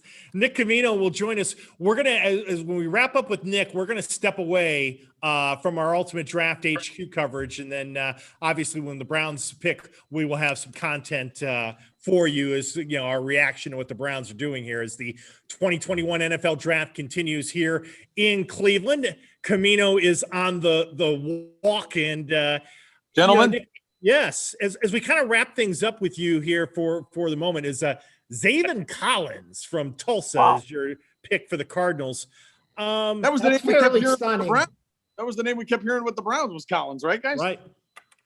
One of them, anyway. I mean, the Cardinals took a linebacker last year in Isaiah Simmons. I'm really, we've talked so much about the de-emphasis that teams are putting on linebackers nowadays. To take two linebackers in the first round, 2 consecutive years, your defense better be pretty darn good next year. Otherwise, this is going to look silly. Yep. As far as where we go, I mean, the Browns still have about 10 picks to go. So, the Browns are going to have to sit back, wait and see what happens, what everybody else does. I think everybody knows it's kind of like the, defense probably will be the pick, but you never know. It's, I still think it's possible, and guys, let me know if you agree. I think the Browns could trade out of this pick and get some more currency, not just for this year. Ben talked about it earlier, but for 2022. Yeah, I think that is certainly a possibility. I had thought that at the beginning of the night, Dino, unless there was a guy they wanted to maybe trade up for, if they had reached that 15-16 area where it was like, okay, maybe they got their guy they want, they were going to trade up. Now I'm wondering if it's what you said, where they could trade out of the first round, get more assets. We've seen them take that philosophy before. So I don't think that's out of the realm. And I don't think anybody would be too upset. I know there's a lot of Browns fans down by the stage that want to see a pick made, but it might be the best thing for these guys to take that route. Ben, kind of your kind of takeaway thoughts here as we wrap up this portion of Ultimate Draft HQ. Yeah, this has been the quarterback drama certainly lived up to the expectations here, the way it all played out between, the 49ers throwing a swerve at number 3, the Bears trading up to get Justin Fields, and now Mac Jones ultimately landing in New England. So, it's always about the quarterbacks in football, right? And I think when we look back on this draft, it will certainly be defined by these 5. And who knows, maybe we'll get some Kellen Mond action later on in the 20s. But I think right now it's going to be defined by these 5 quarterbacks. All right, we are going to step away and say our goodnights, at least for now. Browns still have a little bit of ways to go before they pick, but we appreciate everybody, especially across the country, joining us on our show tonight, this Ultimate Draft HQ. A lot of people involved in this production, and we thank them all. You all know who you are. It was a tremendous undertaking here, just like the 2021 draft in Cleveland was a tremendous undertaking, and it's just the beginning. We still have tomorrow and certainly Saturday to go here. So the festivities will continue and our coverage will continue at WKYC.com and coming up at 11 o'clock on What's Next. For Nick Camino, for Ben Axelrod, and for a cast of thousands, I'm Dave DiNatale. Thanks so much for watching Ultimate Draft HQ.